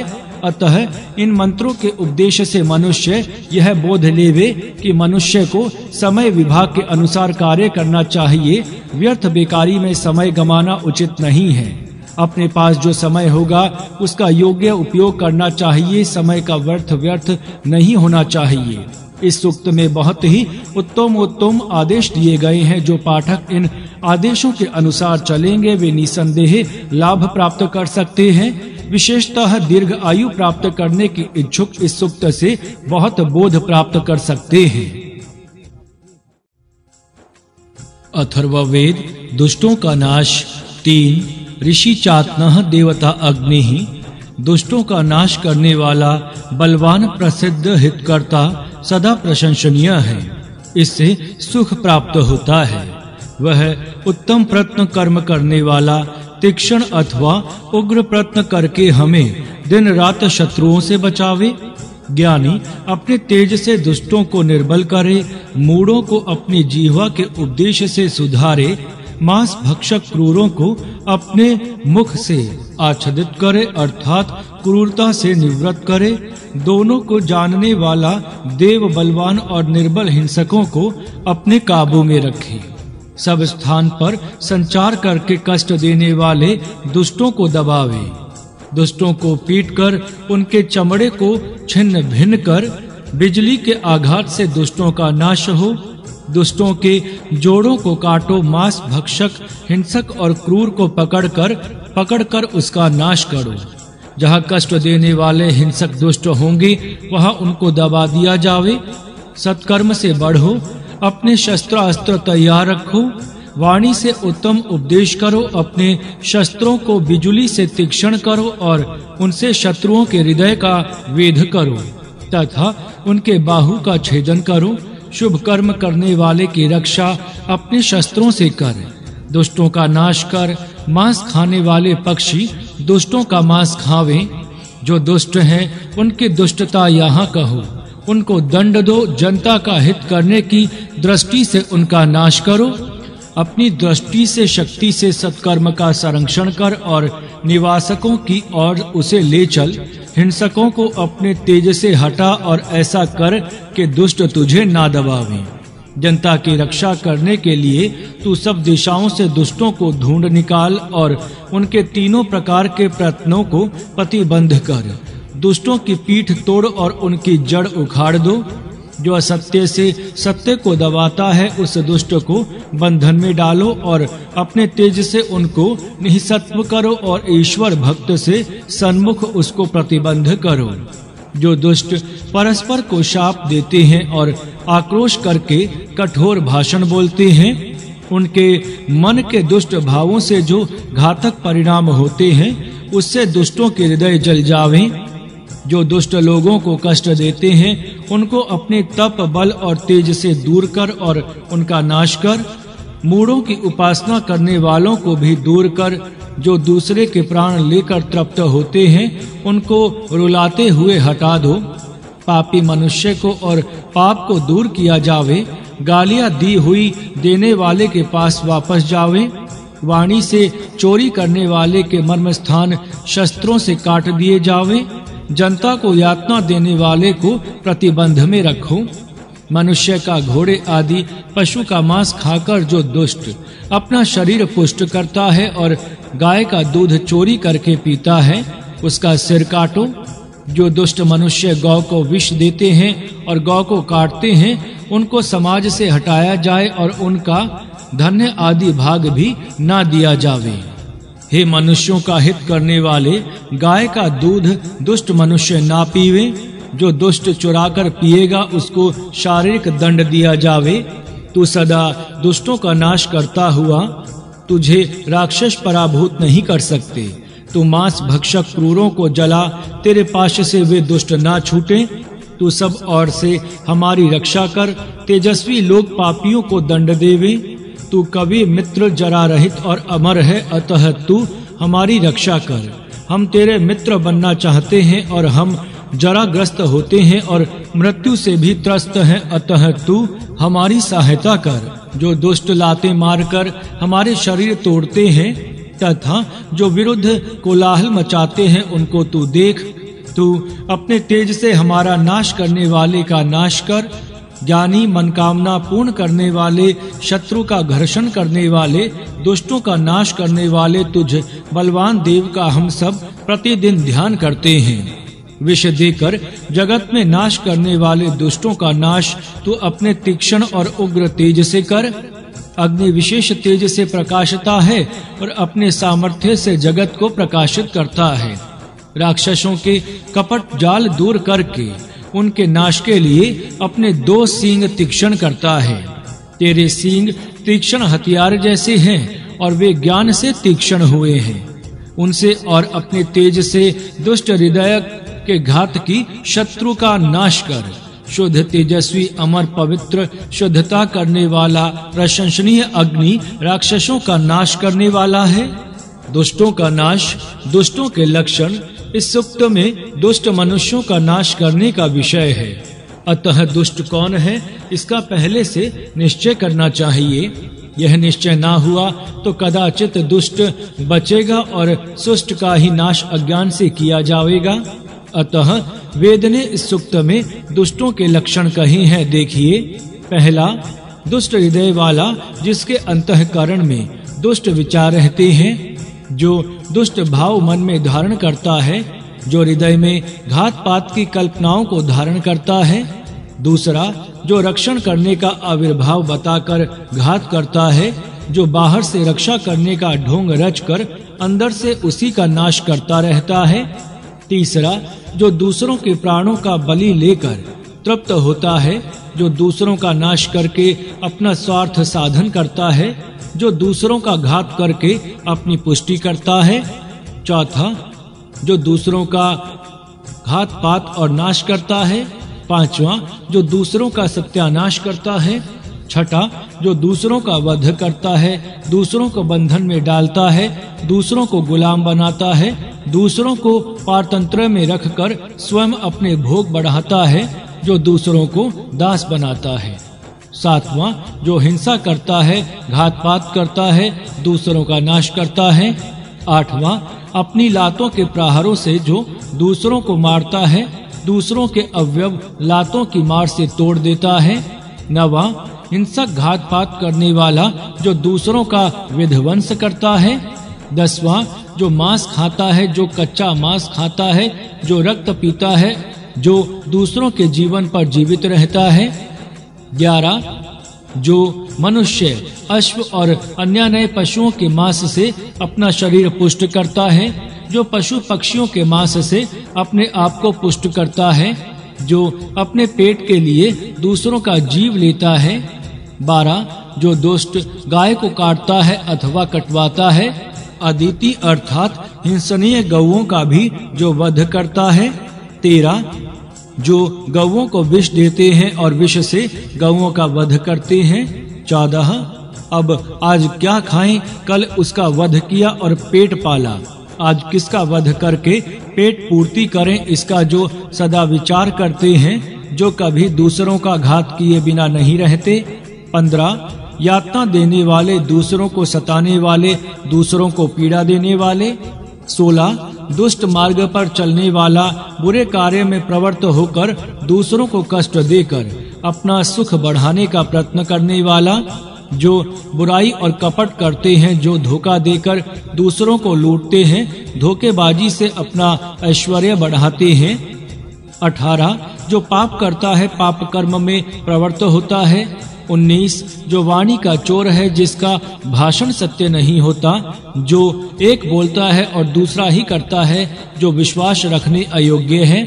20 घात पात करने वाला, मूढ़, डाकों के साथ रहने वाला, महामूर्ख, महाघातकी, महाहिंसक। 21 एक दूसरे को गालियां देते हैं, परस्पर बुरे शब्दों के प्रयोग करते हैं, अपशब्द बोलते हैं, ये सब दुष्ट हैं, ये दुष्टों के लक्षण हैं। पाठक इन वचनों का विचार करके अपने समाज में अथवा इस संसार में इन लक्षणों से युक्त कौन कौन है, इसका निश्चय करें और उन दुष्टों को दूर करने का प्रयत्न करें। इन लक्षणों का विचार करके पाठक श्रेष्ठ सज्जनों के लक्षणों को भी जान सकते हैं, जैसा जो दूसरों का घात पात नहीं करते, जो किसी की हिंसा नहीं करते, जो अहिंसा भाव से वर्तते हैं, जो सदा सत्य बोलते हैं, कभी कपट नहीं करते, हृदय में शुद्ध भाव धारण करते हैं, कभी किसी का नाश करके अपना पेट भरना नहीं चाहते, परंतु अपने प्रयत्न से दूसरों का सुख बढ़ाना चाहते हैं। दुष्ट मनुष्यों के साथ कभी नहीं रहते, मुख से कभी बुरे शब्द नहीं उच्चारते, जो पाप कर्म में प्रवृत्त नहीं होते, जो मांस भोजन नहीं करते, जो दूसरों को मारपीट नहीं करते, जो दूसरों को दासा भाव से छुड़ाने के लिए प्रयत्न करते हैं, जो दूसरों की रक्षा करते हैं, जो ऐसा शुद्ध सदाचार रखते हैं, वे सज्जन कहे जाते हैं। इन सज्जनों को पूर्वोक्त दुष्ट दुर्जन सदा कष्ट देते हैं, अतः दुष्टों को दूर करना धर्म होता है। सज्जनों का परित्राण करना, दुष्ट दुर्जनों का नाश करना और धर्म की व्यवस्था स्थापित करना, यह सब श्रेष्ठ पुरुषों का कर्तव्य है। जो यह कर्तव्य करेंगे वे ही आदर के योग्य पुरुष हैं। यही मनुष्य का धर्म है। अतः इस सूक्त द्वारा कहा गया, इन दुष्टों का नाश करना चाहिए। नाश करने का भाव यह है कि उनका दुष्ट भाव दूर करना, उनके स्वभाव का सुधार करना, उनको दुष्ट व्यवहार से निवृत्त करना, उनको समाज या राष्ट्र से बहिष्कृत करना, और इतने से भी कार्य ना हुआ तो उनका नाश करना। इस सूक्त का यह कार्य है। अब इन दुष्टों का नाश करने वाला कैसा हो, इस विषय में देखिए। दुष्टों का नाश करने वाला कैसा हो। पूर्वोक्त विवरण में दुष्टों के कई लक्षण कहे हैं। इन लक्षणों से दुष्टों की पहचान हो सकती है। इन लक्षणों से दुष्टों का ज्ञान होने के पश्चात उनका नाश करने का कार्य कौन करे, इसका विचार करना चाहिए। हर एक मनुष्य दुष्टों का नाश करने का कार्य करने का अधिकारी नहीं है। यह कार्य विशेष जिम्मेवारी का कार्य है। अतः यह कार्य विशेष सावधानता से होना चाहिए और विशेष योग्यता वाले मनुष्य के अधीन यह कार्य रहना चाहिए। इस विषय के निर्देश इस सूक्त में हैं, उनका अब यहाँ विचार करते हैं। पहला, मित्रः सखः। जो मनुष्य सब मनुष्यों की ओर मित्रता का बर्ताव करता है, जो सबका सखा अर्थात हित चाहने वाला है, जनता का हित करने में जो तत्पर रहता है। दूसरा विप्र कवि ही, जो विशेष प्राज्ञ अर्थात ज्ञानी है। जो कवि है अर्थात क्रांतदर्शी है, जो दूरदृष्टि है, जो गहराई से हर एक बात का विचार कर सकता है, जो पवित्र दृष्टि के साथ सब बातों के आगे पीछे का विचार करने में चतुर है।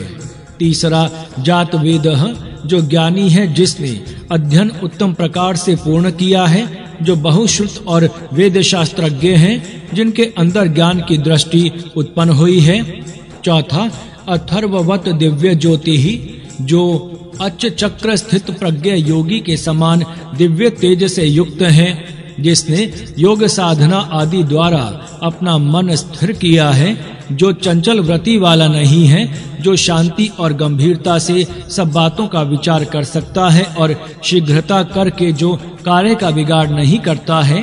पांचवा शुक्र शोचि ही शुचि पावकः, जो पवित्र तेज से युक्त स्वयं आचार से शुद्ध और पवित्रता करने वाला है, जो स्वयं पवित्र विचार, पवित्र उच्चार और पवित्र आचार से युक्त है, जिसका मन, बुद्धि, चित्त आदि अंतर इंद्रिय तथा जिसके बाहरी इंद्रिय पवित्र हैं और शुद्ध व्यवहार ही करते हैं।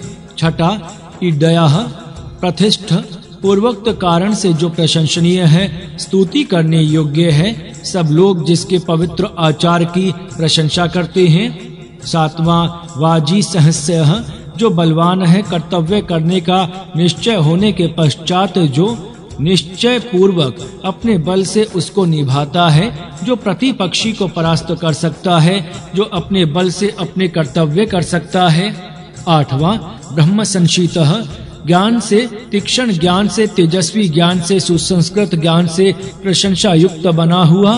नवा अजरः अमर्त्य है, जरा रहित और मृत्यु रहित बना हुआ, क्षीण ना होने वाला और मृत्यु से ना डरने वाला, देवों के समान जरा मृत्यु को दूर रखने का दिव्य जीवन युक्त। दसवां क्रतुभिः समृद्ध, विविध सत्कर्मों से प्रदीप्त हुआ, श्रेष्ठ प्रशस्ततम कर्मों से प्रकाशित, सत्यमय, प्रशंसनीय, उत्तम कर्म करने वाला, जिससे उत्तम कर्म ही होते हैं। 11 शीशानः, तीक्ष्ण तेजस्वी। 12 शर्वा, शत्रुओं का नाश करने वाला। 16 प्रतीचः, दुष्टों का सामना करने वाला, शत्रुओं के सम्मुख खड़ा होकर उनका प्रतिकार करने वाला। 14 मंगुरावतः हंता, घातकों का नाश करने वाला। 15 रक्षोहा, राक्षसों क्रूर कर्म करने वालों का नाश करने वाला। 16 क्रव्यादः अपि घतस्त्रः, मांस भक्षकों, दूसरों के जीवनों पर अपनी पुष्टि करने वालों को दबाओ। 17 अर्चिर्षा यातु धानन उपस्पृशः, अपने तेज से दूसरों को यातना देने वाले का नाश कर। 18 दिवानक्तम ऋषः पातु, दिन रात्र घातकों से सज्जनों की रक्षा कर। 19 जम्भे यातु धानान संदेही, हथियारों से दुष्टों को दंड दे। इस दंड से इस सूक्त में दुष्टों का नाश कौन करे, इस विषय में कहा है। दुष्टों का नाश करने वाला ज्ञानी, शांत, समबुद्धि रखने वाला, गंभीर, विचारवान, जनता का हित करने वाला, पवित्र विचार वाला, ऐसा सुयोग्य पुरुष होना चाहिए। हर एक मनुष्य यह पवित्र कार्य नहीं कर सकता जिससे कभी अन्याय होने की संभावना नहीं होती। ऐसे सज्जनों के अधीन यह अधिकार होना चाहिए। पाठक स्मरण रखें कि जब कभी न्यायाधीश अथवा दंड विधान करने के कार्य के लिए किसी मनुष्य को नियुक्त करना हो तो इस स्थान के लिए इन गुणों से युक्त पुरुष नियुक्त किया जावे और इन गुणों से युक्त मनुष्य ही उस स्थान पर जाकर कार्य करे। इस दृष्टि से इस सूक्त के मंत्र बड़े उपयोगी हैं। ऐसे सात्विक पुरुष से कभी अन्याय नहीं होगा। जो योग्य होगा वही कार्य वह करेगा और सब मनुष्यों को इसके कार्य से संतोष होगा। इन दुष्टों को जो दंड देना योग्य है वह दंडों के विविध प्रकार भी इस सूक्त में लिखे हैं जो इन मंत्रों में स्पष्ट किए हैं, तथापि सुबोधता के लिए वर्णन यहाँ करते हैं। दंड का विधान इस समय तक जो विवरण किया उससे दुष्टों के लक्षण और दुष्टों को दंड देने वाले के लक्षण ज्ञात हुए। दुष्टों को दंड देने वालों के लक्षणों में भी अंतिम कुछ लक्षण ऐसे हैं कि जिनसे दंड विधान का भी पता चल सकता है। अब इसी दंड विधान का अधिकार विचार करते हैं। पहला, रक्षोहा। इस शब्द से राक्षसों का वध दंड योग्य है, यह सिद्ध होता है। हन धातु का दूसरा अर्थ गति है। यह अर्थ लिया जाए तो राक्षसों को अपने स्थान से भगा देना अर्थात देश से निकाल देना, यह अर्थ होगा। राक्षस शब्द का अर्थ जिससे सुरक्षित रहने की आवश्यकता होती है, जिससे जनता का बचाव किया जाता है, ऐसे दुष्टों को ऐसे स्थान में रखना और उन पर ऐसा पहरा रखना कि ये दुष्ट दूसरों को यातना ना दे सके, आदि बोध इससे प्राप्त होता है। दूसरा, अथो द्रष्टः। लोहे की दाढ़ें इस मंत्र में दुष्ट को रखकर उसका नाश करना। ऊपर से और नीचे से कील लाकर दुष्टों के शरीरों को काटते हैं। तीसरा, क्रव्यादः अति घत्स्वः। दूसरों के मांस पर अपने शरीर की पुष्टि करने वालों को बंद करके रक्ष, कैद में रख। जैसा खाद्य पदार्थ अपने मुख में बंद रखा जाता है, उस प्रकार उन दुष्टों को रख। चौथा, अव्रन परम च द्रष्टो उपघेहि। दोनों प्रकार के कनिष्ठ और श्रेष्ठ शत्रु को अपनी दाढ़ों में बंद रख, अर्थात उसके इधर-उधर हिलने का प्रतिबंध कर। पांचवा, यातु धानान जम्बेह संगेहि। यातना देने वालों पर जबड़ों के समान शस्त्रों के साथ चढ़ाई कर शस्त्रों से उनका नाश कर। छठा, यातु धानस्य त्वचम भिनिद्दः। यातना देने वाले के दुष्टों की चमड़ी छिन्न भिन्न कर, अर्थात उनको इतना ताड़न कर कि उनकी चमड़ी फट जाए। सातवां, हिंसत्र अश्निहि एनम हर्षा हंतुः। हिंसक बिजली इनका वध वेग से करे, अर्थात विद्युत के प्रयोग से इन दुष्टों का वध किया जावे। आठवां, प्रशाणी प्रशणहि। दुष्टों के जोड़ों को काट दो। नौवां, क्रविष्णुः क्रव्यादः एन विचिनोतुः। मांस भक्षक सिंह, व्याघ्र आदि प्राणियों द्वारा दुष्टों के शरीरों का वध किया जावे। 10वां, यातु धानम विद्यः। यातना देने वाले दुष्टों को बाण आदि से वेध डाल। हृदय से विद्य, हृदय पर बाण मार। 11, ऐशान बाहुन। प्रति मिघी दुष्टों के बाहु काट दे। 12, यातु धानान रिष्टभि। सप्रणो ही यातना देने वालों को शस्त्रों से वध कर। 13, यातु धानान निजहि। दूसरों को यातना देने वालों का नाश कर, दूसरों का मांस खाकर अपनी पुष्टि करने वालों को गिद्ध खा जाएं। 14, रक्षः प्रतिशृणहि। राक्षसों का नाश कर। 15, पृष्टि हर्षा शृणोहि। दुष्टों की पसलियां वेग से तोड़ दे। यातना देने वाले दुष्ट की जड़ काट डाल। 16, यातु धानम न्यूढ़दधि। यातना देने वालों को कारागृह में रख। 17, यातु धानान हृदय विदय। यातना देने वाले दुष्टों का हृदय में वेध कर। 18, असुत्रोपः प्रशृणुहि। दूसरों के प्राणों को लेकर अपनी तृप्ति करने वाले दुष्टों का नाश कर, उनको दूर करके उनका नाश कर। 19, मर्मना छन्तुः। दुष्टों के मर्म स्थान काटे जाएं। 20वां, यातु दानः प्रसीति एतु। दुष्ट बंध स्थान कारागार को प्राप्त होवे, अर्थात दुष्टों को कारागार में रखा जावे। 21, तेषाम शीर्षणि वृश्च। दुष्टों के सिर काटे जाएं। 22, यातु धानः उस्त्रियायः संवत्सरिण्यः पयः माशी। दुष्ट को गाय का दुग्ध 1 वर्ष तक पीने को ना दिया जावे। 1 वर्ष गाय का दूध पीने को ना देना, यह एक दंड है। आजकल तो जो भैंस का ही दूध पीते हैं उनको ही दंड स्वभावत हो रहा है, क्योंकि गाय का दूध बहुतों को प्राप्त ही नहीं होता। आजकल कैदियों को भैंस का ही दूध दिया जाता है तो उनको कुछ भी बुरा नहीं प्रतीत होगा, परंतु वैदिक काल में गाय का दुग्ध पीने के लिए ना मिलना भी एक दंड माना जाता था। इससे ऐसा प्रतीत होता है कि कारागृहवासी कैदियों को भी गाय का दुग्ध पीने को प्रतिदिन मिलता होगा, और जो विशेष प्रकार के दुष्ट लोग होंगे उनको ही वर्ष भर तक गाय का दुग्ध ना देने का दंड होता होगा।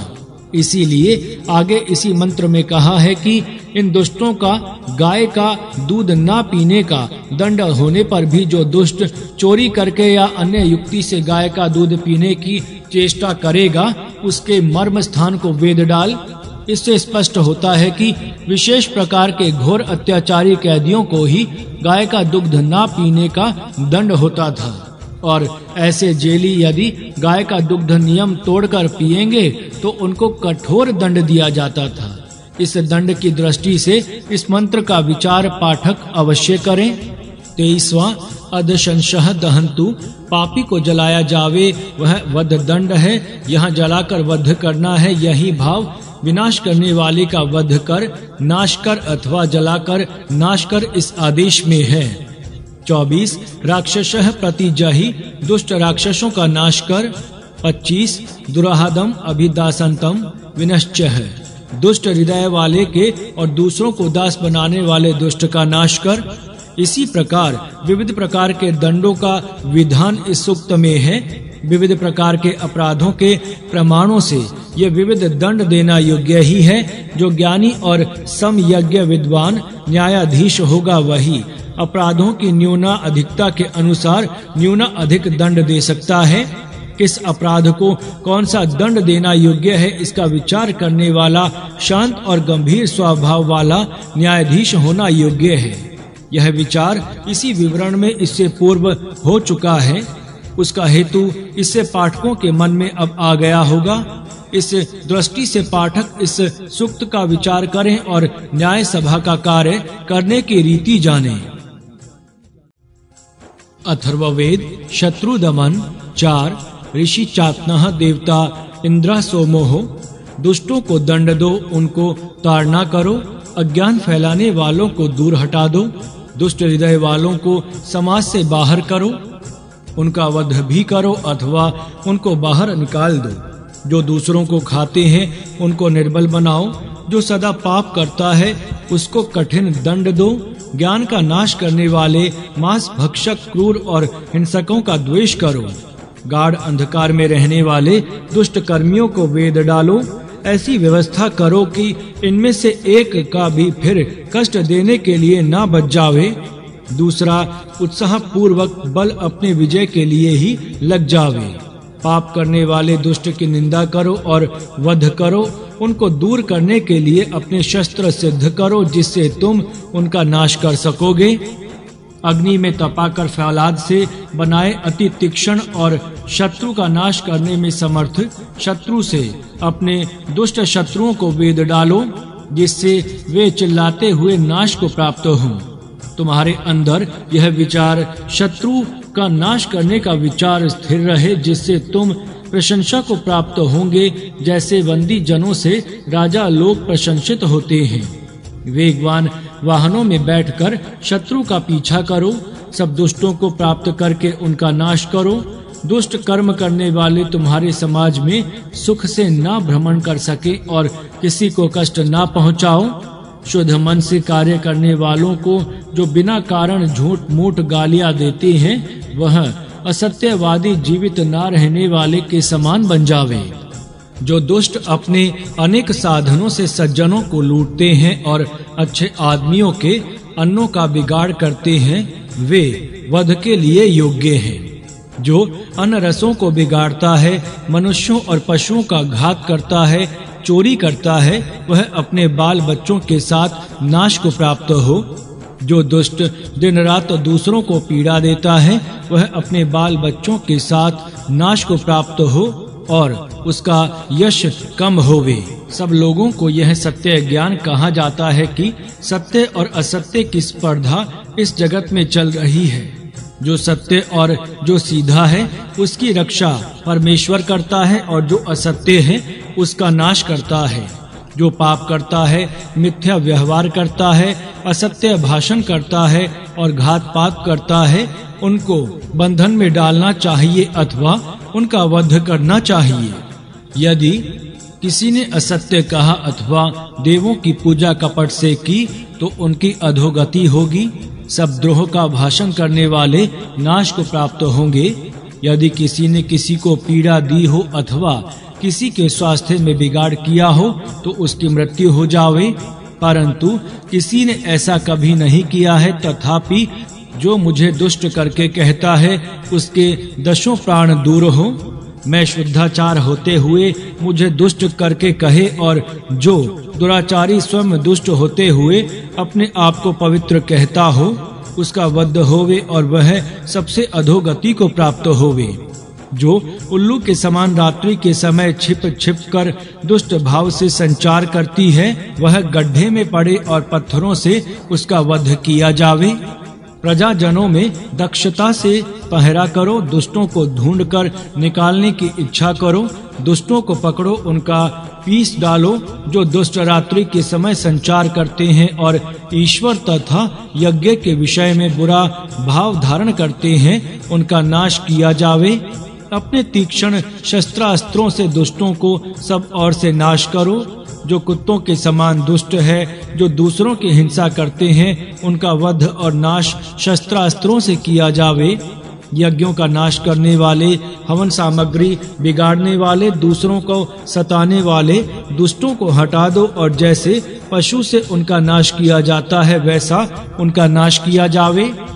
कामी, क्रोधी, लोभी, अज्ञानी, घमंडी और मत्सरी ये 6 प्रकार के दुष्ट हैं, इनका नाश करो।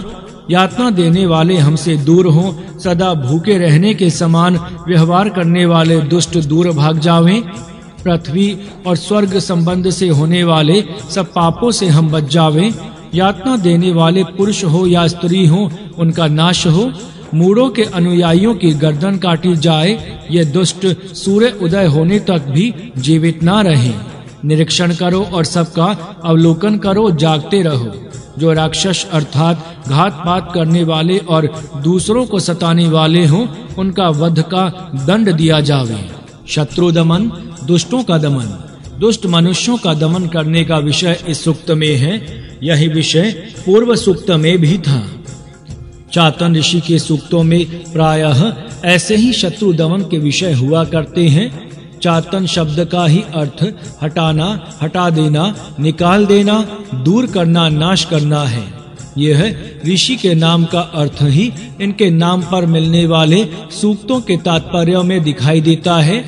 यह बात विशेष रीति से विचार करने योग्य है। शत्रु को हटाने का उपदेश करने वाले सूक्तों के ऋषि के नाम का भी शत्रु को हटाना ही अर्थ है। ऐसे अर्थ वाला यही एक सूक्त और यही ऋषि है ऐसा नहीं है। कई अन्य सूक्तों में यह बात ऐसी ही दिखाई देती है। ऋग्वेद में उलोवातयानः ऋषि है और इसमें शुद्ध वायु जीवन देने वाला है ऐसा विषय आ गया है।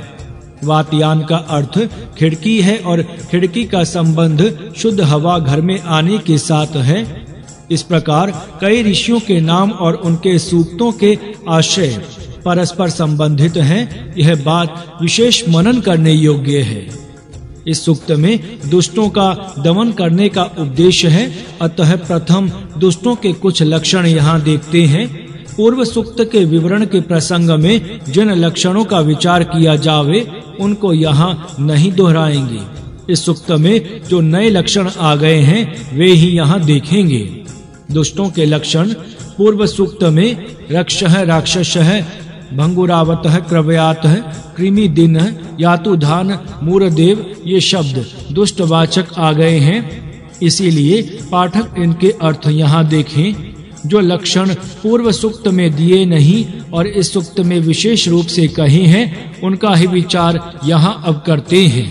पहला, तमोवृद्ध, अज्ञान को बढ़ाने वाले, अज्ञान फैलाने वाले, ज्ञान प्रसार का प्रतिबंध करने वाले, ज्ञान देने वालों को कष्ट देने वाला अथवा जन को रुकावट करने वाला। दूसरा, अचित, जिनको चित्त नहीं है अर्थात जिनका अंतःकरण उत्तम नहीं है, श्रेष्ठ मनुष्यों के चित्त के समान जिनका चित्त नहीं है कि वह जिनके मन में दुष्टता के विचार हैं। पूर्व सूक्त में इसी का भाव बताने वाला दुर्हाद शब्द है।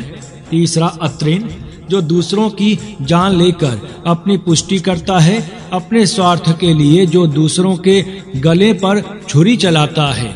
चौथा, अध, अधशंशः, पाप कर्म के लिए जिसका नाम विख्यात हुआ है, जिसके पाप कर्म के कारण ही जिसको सब लोग जानते हैं। 5, ब्रह्मद्वेषः, ज्ञान का द्वेष करने वाला, ज्ञान का प्रतिबंध करने वाला, ज्ञान प्रसार में रुकावटें उत्पन्न करने वाला। तमोवृद्धः, यह शब्द इसी अर्थ का सूचक है। छठा दुष्कृतः, दुष्कर्म करने वाला, पापी। सातवां द्रोह करने वाले, जो विश्वासघात करते हैं, जो कपट से लूटमाट करते हैं, जो अत्याचारी हैं। आठवां अन्यते भी वचो भी अभिचष्टे, असत्य भाषण करता है, असत्य गवाही देकर दूसरों को कष्ट पहुंचाता है। नवां असतः वक्ता, असत वदन, असत्य वचन बोलने वाला। 10वां ये एवह विहरन्ते, जो विविध साधनों से दूसरे के धन आदि का विशेष रीति से हरण करते हैं। 11वां स्वधामी ही भद्रम दूषन्ति ही, जो अपनी शक्तियों से दूसरों को दूषण देते हैं, जो अन्नों के द्वारा भले मनुष्यों को दूषित करते हैं, बुरे अन्न प्रयोग से सज्जनों को कष्ट पहुंचाते हैं। 12 स्तेनः स्तेनकृतः, चोर और चोरी करने वाला अथवा चोरों का संगठन बनाने वाला बड़ा डाकू। 13 रिपुः, जो शत्रुता करता है, छल कपट करने वाला है। 14 मिथुया धार्यन, मिथ्या व्यवहार करने वाला, मिथ्या भाव को धारण करने वाला। 15 अनत्रदेवः, असत्य का उपासक, सदा असत्य विचार, असत्य भाषण और असत्य आचार करने वाला। 16 देवान मोघम ऊहे, जो देवों को व्यर्थ उठाकर घूमता है, जो कपट से देवताओं के उत्सव करता है, जो स्वयं भक्तिहीन होता हुआ अपने स्वार्थ साधन के लिए देवता के महोत्सव रचता है। 17 द्रोहवाक, द्रोह युक्त भाषण करने वाला, कठोर भाषण करने वाला, दूसरों को दुख देने के लिए कठोर भाषण करने वाला।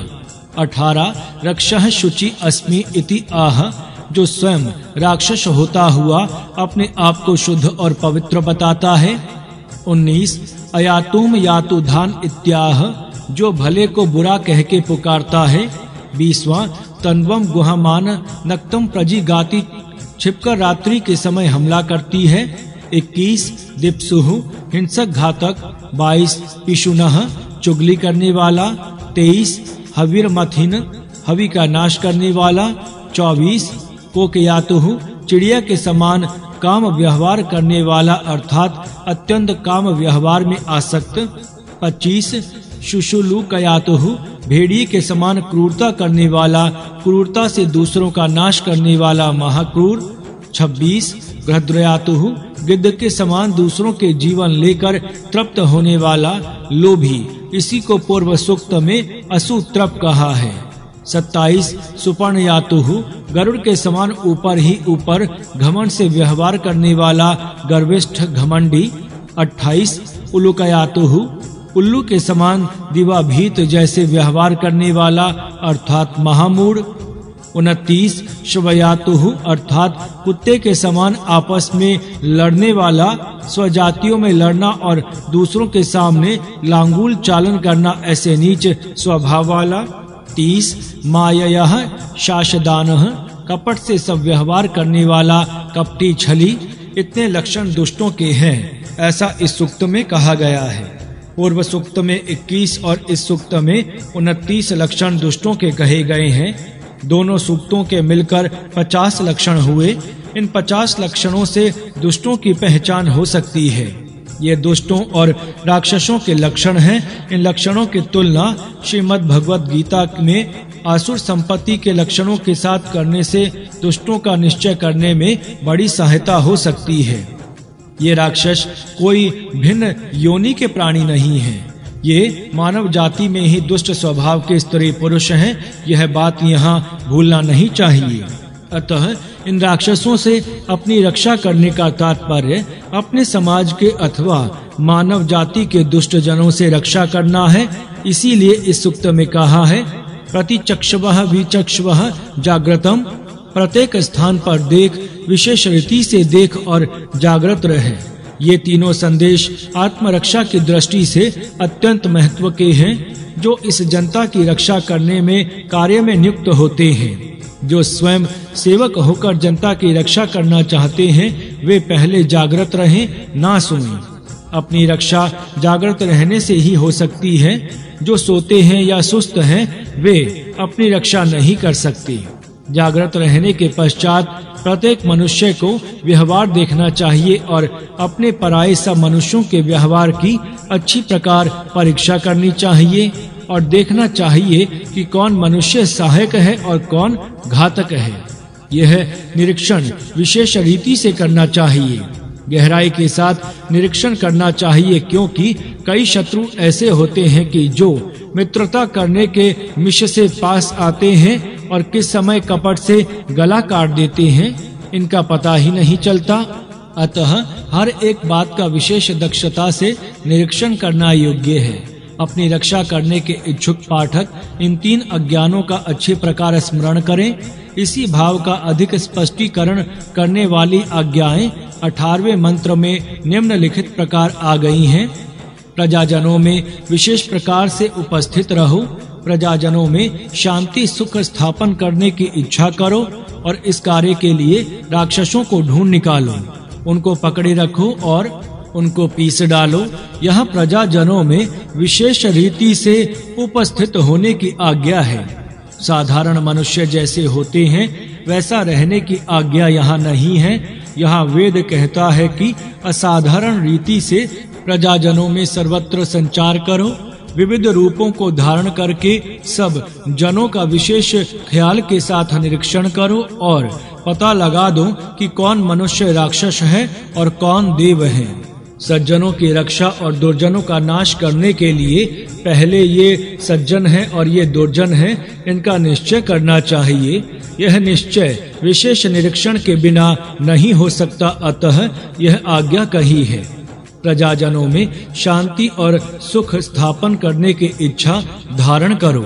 इसी उद्देश्य से विविध प्रकार से उपस्थित हो जाओ और राक्षस कौन है इस बात का पता लगा दो। जो राक्षस हैं ऐसा निश्चित ज्ञान हो जाएगा। उन राक्षसों को पकड़ रखो, उनको जन समाज में घूमने से रोक दो, उनकी हलचल पर बंधन डालो और उनको पीस डालो। यहाँ पीसने का अर्थ चूर्ण करना अभिष्ट नहीं है। उनके संगठन तोड़ दो, उनके संगठन बढ़ने ना दो, उनको अलग अलग करके उनका नाश करो, उनको असफल बनाओ। इसी विषय में देखिए, इन दुष्टों को सामने से, पीछे से, नीचे से और ऊपर से अर्थात सब ओर से प्रतिबंध में रखकर नष्ट करो। यहाँ उनके देहों को काटने का तात्पर्य नहीं है। शरीर उनके बेशक जीवित रहे, परंतु उनकी गति सामने से रुक जाए, वे पीछे ना जा सके, वे नीचे ना जा सके और ऊपर भी ना हो सके, अर्थात चारों ओर से उनकी हलचल बंद हो जावे और वे ऐसे प्रतिबंध में रहें कि वे किसी प्रकार दुष्टता ना कर सके। इसी प्रकार वे अपनी दुष्टता में असफल हुए तो ज्ञान को मानो पूर्ण नाश ही हुआ। अर्थात यहाँ उनको दुष्ट कर्म करने से रोकना अथवा उनकी दुष्टता का नाश करना अभिष्ट है। इसीलिए कहा गया है कि दोनों प्रकार के दुष्ट बंधन में सोते रहें, अर्थात कारागार में पड़े, जिससे वे आगे पीछे और ऊपर हिल ना सके। ये दुष्ट पुरुष हो या स्त्रियां हो, दोनों को समान रीति से प्रतिबंध करो। इस विषय में निम्नलिखित मंत्र देखने योग्य हैं। पुरुष दुष्ट हो या कपटाचारिणी स्त्री हो, दोनों को उसी प्रकार असफल करना चाहिए। स्त्री है इसीलिए उसको क्षमा करना योग्य नहीं है, क्योंकि एक दुष्ट अनेकों को कष्ट पहुंचाता है, अतः किसी को दुष्ट को भी क्षमा नहीं होनी चाहिए। सभी दुष्ट लोग अपनी दुष्टता छोड़ें और सज्जन बने, ऐसा प्रबंध होना आवश्यक है। राष्ट्र में ऐसी व्यवस्था करनी चाहिए कि दुष्कर्म करने वाले दुष्ट मनुष्य इधर उधर सुख से ना घूमे। उनके भ्रमण के लिए प्रतिबंध हो। जब वे अपनी दुष्टता छोड़ दें तब उनको सब प्रदेश में भ्रमण करना सुगम होवे। इस उपदेश से पता लगता है कि वेद चाहता है कि राष्ट्र का प्रबंध करने वाले अपने राष्ट्र में अथवा ग्राम के प्रबंधकर्ता ग्राम के दुष्ट मनुष्यों की एक पूर्ण सूची बनावें और उनके ऊपर निगरानी रखें। वे कहाँ रहते हैं, क्या करते हैं, यह देखें और उनको ऐसे दबाव में रखें कि वे बुराई ना कर सकें। सज्जनों की रक्षा करने के लिए दुष्टों पर इस रीति से दबाव रखना अत्यंत आवश्यक है। इसीलिए कहा है कि वह आत्मरक्षा और सज्जन रक्षा करने की बुद्धि मनुष्यों में सर्वत्र अर्थात सब नगरों के नागरिकों में स्थिर रहे। कोई मनुष्य इसको ना भूले और तुम्हारा उत्साह युक्त बल अपने विजय और शत्रु की पराजय के लिए समर्पित हो। शत्रु तो वे ही लोग हैं कि जिनके लक्षण इस सूक्त में और पूर्व सूक्त में दुष्ट संज्ञा के साथ कहे हैं। इन दुष्टों को दूर करने और सज्जनों की रक्षा करने के कार्य के लिए सबका बल लगाना चाहिए। इसके करने का उद्देश्य क्या है, इसका ज्ञान पाठकों को इस सूक्त के मनन से ही हो सकता है। दुष्टों के संचार के मार्ग बंद हो और सज्जनों के मार्ग अधिक खुले हो, यह बात अनेक प्रयत्नों से साध्य करनी चाहिए। हर एक मनुष्य अपने अपने कार्य क्षेत्र में इस बात की सिद्धता के लिए परम प्रयत्न करे। इस प्रयत्न का स्वरूप यह है, असत्य भाषण करने वाला अर्थात दुष्ट मनुष्य ना होने के समान होवे। ना होने के समान होने का अर्थ यही है कि वह दुष्ट मनुष्य या तो प्रतिबंध में रहे या कारागार में रखा जावे, निगरानी में रहे, उसके दुष्टता के मार्ग उसके लिए खुले ना रहें, कि वह उसकी ऐसी व्यवस्था की जावे कि वह अपने दुष्टता के कर्म किसी प्रकार भी कर ना सके। यहाँ तक जो मनन किया है उसका संबंध इस मंत्र भाग से पाठक देखें और संगति लगाकर इन दुष्टों के प्रबंध विषयक बोध प्राप्त कर सके। सत्य का रक्षक ईश्वर, इस सूक्त में एक महत्वपूर्ण बात कही है, वह सत्य का रक्षक परमेश्वर है। ऐसा कहा है, सत्य मार्ग पर जाने वाले के सम्मुख अनंत आपत्तियां आ खड़ी हुई तो भी वह अब नहीं डरेगा, क्योंकि वह इस आदेश के अनुसार जान जाएगा कि उसका रक्षक परमेश्वर है। जब सत्य का रक्षक परमेश्वर है, तब उसको डराने वाला कौन हो सकता है? इस विषय में देखिए, यह उत्तम ज्ञान ज्ञानी बनने की इच्छा करने वाले मनुष्य के हित के लिए कहा जाता है कि सत्य और असत्य भाषण की इस जगत में स्पर्धा चल रही है। उनमें से जो सत्य और जो सीधा होता है उसकी परमेश्वर रक्षा करते हैं, और जो असत्य और कुटिल होता है उसका नाश करता है। अर्थात सत्य का पालन करने वाले और सरल आचरण करने वाले मनुष्य की रक्षा परमेश्वर स्वयं करता है, और असत्य भाषणी तथा कुटिल व्यवहार करने वाले का नाश करता है। हर एक मनुष्य इस ईश्वर के नियम का स्मरण रखे और अपना आचरण सीधा और सत्य के अनुसार रखे। जो अपना आचरण ऐसा रखेंगे वे कभी दोषी नहीं हो सकते, और उनको ईश्वर की ओर से कभी दंड नहीं मिल सकता। परमेश्वर की रक्षा प्राप्त करने का यह एक उत्तम उपाय है। आशा है कि पाठक वृंद इस वेद के संदेश से लाभ उठावेंगे और परमेश्वर की रक्षा में सुरक्षित रहते हुए सत्य और सरलता के मार्ग से जाकर अपने आप को कृतकृत्य करेंगे। जो ऐसा आचरण करेंगे और सत्य पालन में दत्त चित्त होंगे, वे कभी दुष्ट नहीं होंगे, परंतु दुष्ट वे बनेंगे जो असत्य और कुटिल व्यवहार करेंगे। इन दुष्टों को दंड देना परमेश्वर का ही कार्य है। इनको विविध दंड दिए जाते हैं। वे इस प्रकार हैं: वध दंड। इन दुष्टों को वध दंड देने के विषय में निम्नलिखित मंत्र भाग प्रमाण हैं: भोगी, पापी, द्रोही, नाश करने वाले, असत्य भाषण करने वाले, चुगली करने वाले, जो राक्षस वृत्ति वाले लोग होंगे, वे वध दंड के लिए योग्य हैं। इसी प्रकार दुष्ट कर्म करने वालों को अंधकार के स्थान में रखो और उन पर शस्त्र का वेध करो। अग्नि में तपे फौलाद से बने घातक शस्त्र से भोगी लोगों का वेध करो। वेद करने वाले का अर्थ यह है कि उन पर शस्त्र फेंक कर उनके शरीर को घायल करना चाहिए। बाणों से अथवा बंदूक की गोली से वेध करना आदि वेद दूर से ही किया जाता है। इसी प्रकार यातना देने वालों पर बिजली छोड़ी जावे, मूढ़ों के उपहासों का गला काटा जावे, वे नाश के द्वार पर पहुँचे, द्रोह का भाषण करने वाले नाश को प्राप्त हो, इस प्रकार यह करीब वध दंड ही है। तथापि इसमें अन्य प्रकार का नाश भी संभवनीय है। पत्थरों से दुष्टों का वध करने का भी उल्लेख है। पत्थर से राक्षसों का वध किया जावे, जो राक्षस हैं ऐसा निश्चय हो जावे, उसी को किसी स्थान पर खड़ा करके अथवा वृक्ष के साथ रस्सी से बांधकर दूर से उस पर पत्थर मारने से उसका वध हो जाएगा। इस प्रकार का वध दंड इस समय अफगानिस्तान में है। पाठकों को विचार करना चाहिए कि यह रीति और इस मंत्र में यह कही रीति एक ही है या भिन्न है। देश से निकाल देना, यातना देने वालों को दूर करने वाला वीर राक्षसों को तोड़ता हुआ चले, यह वीर का लक्षण है। वह वीर यातना देने वालों के करतूतों को सह नहीं सकता। यह पाठक शब्द देखिए कैसे विलक्षण अर्थ में पड़ा है।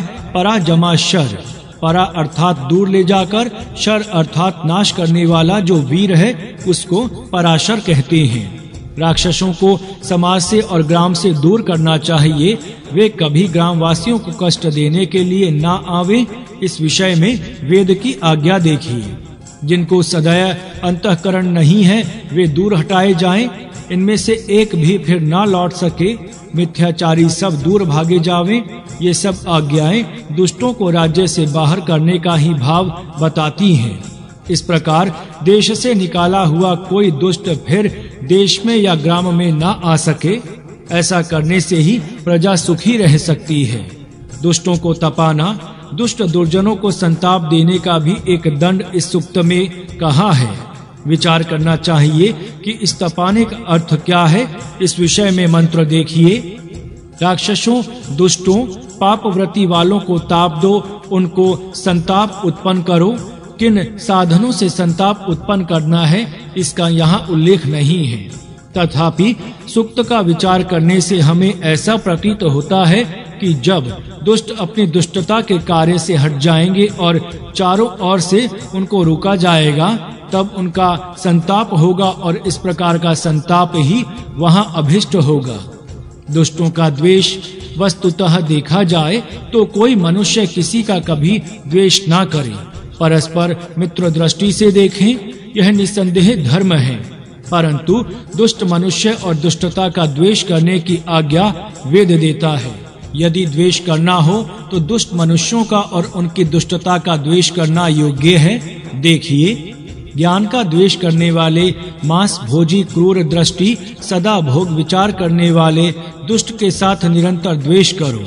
यदि द्वेष करना है तो इससे द्वेष करो, अन्यथा मित्रस्य चक्षुषा समीक्षा महे, मित्र की दृष्टि से सबकी ओर देखो और किसी का कभी द्वेष ना करो। द्वेष करना ही हो तो केवल दुष्टों के साथ ही द्वेष करना चाहिए। स्वयं शुद्धाचारी होकर दुष्टों से द्वेष करना योग्य है। मनुष्य स्वयं पाप से बचने के लिए इस प्रकार प्रार्थना करे। भूमि के संबंध से तथा स्वर्ग के प्रयत्न में जो पाप होगा उससे हमें बचाओ। इस प्रकार मनुष्य ईश्वर की प्रार्थना करे और अपने आप को पाप से बचावे। ऐसे मनुष्य को ही अर्थात स्वयं पाप से बचने वाले को ही दुष्ट का द्वेष करने का अधिकार है। जो स्वयं पाप करता है उसको दूसरे का द्वेष करने का अधिकार नहीं है।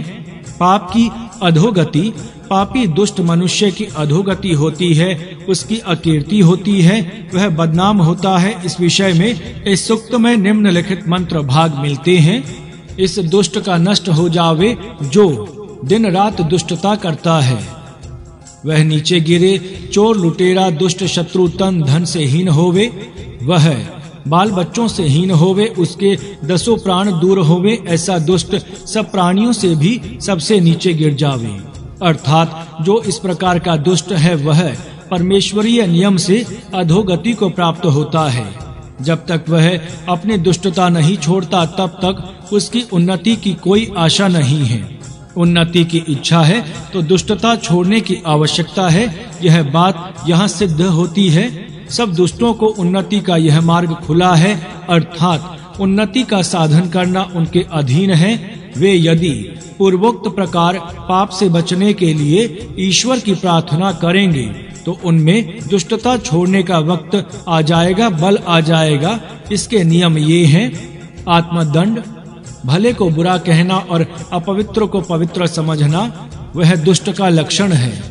जो उन्नत होना चाहते हैं वे ऐसा ना करें। वे तो भलों को भला, बुरे को बुरा, राक्षस को राक्षस, पवित्र को पवित्र, अपवित्र को अपवित्र कहने का अभ्यास करें। ना डरते हुए ऐसा मानने से और मानने के अनुकूल कहने से आत्मिक बल बढ़ता है। इस रीति से हर एक मनुष्य कहे कि यदि किसी को यातना देने वाला बने अथवा किसी मनुष्य को ताप दे तो आज ही मर जाए, ऐसा उन्नत होने का मनुष्य कहे। अर्थात यदि अपने हाथ से कुछ पाप या दोष हुआ होगा तो उसका प्रायश्चित लेने का मनुष्य को तैयार रहना चाहिए। अपने द्वारा विशेष दोष होने पर मरने तक तैयार होना चाहिए। जिसकी जिस प्रमाण से इस प्रकार की तैयारी होगी वह उस प्रमाण से उन्नत होगा। पाठक यह उन्नत होने का मार्ग अपने मन में धारण करें, इसका बहुत विचार करें और इसको अपने जीवन में जहां तक हो सके ढालने का यत्न करें। इस आत्मदंड के मार्ग से मनुष्य शीघ्र उन्नत हो सकता है।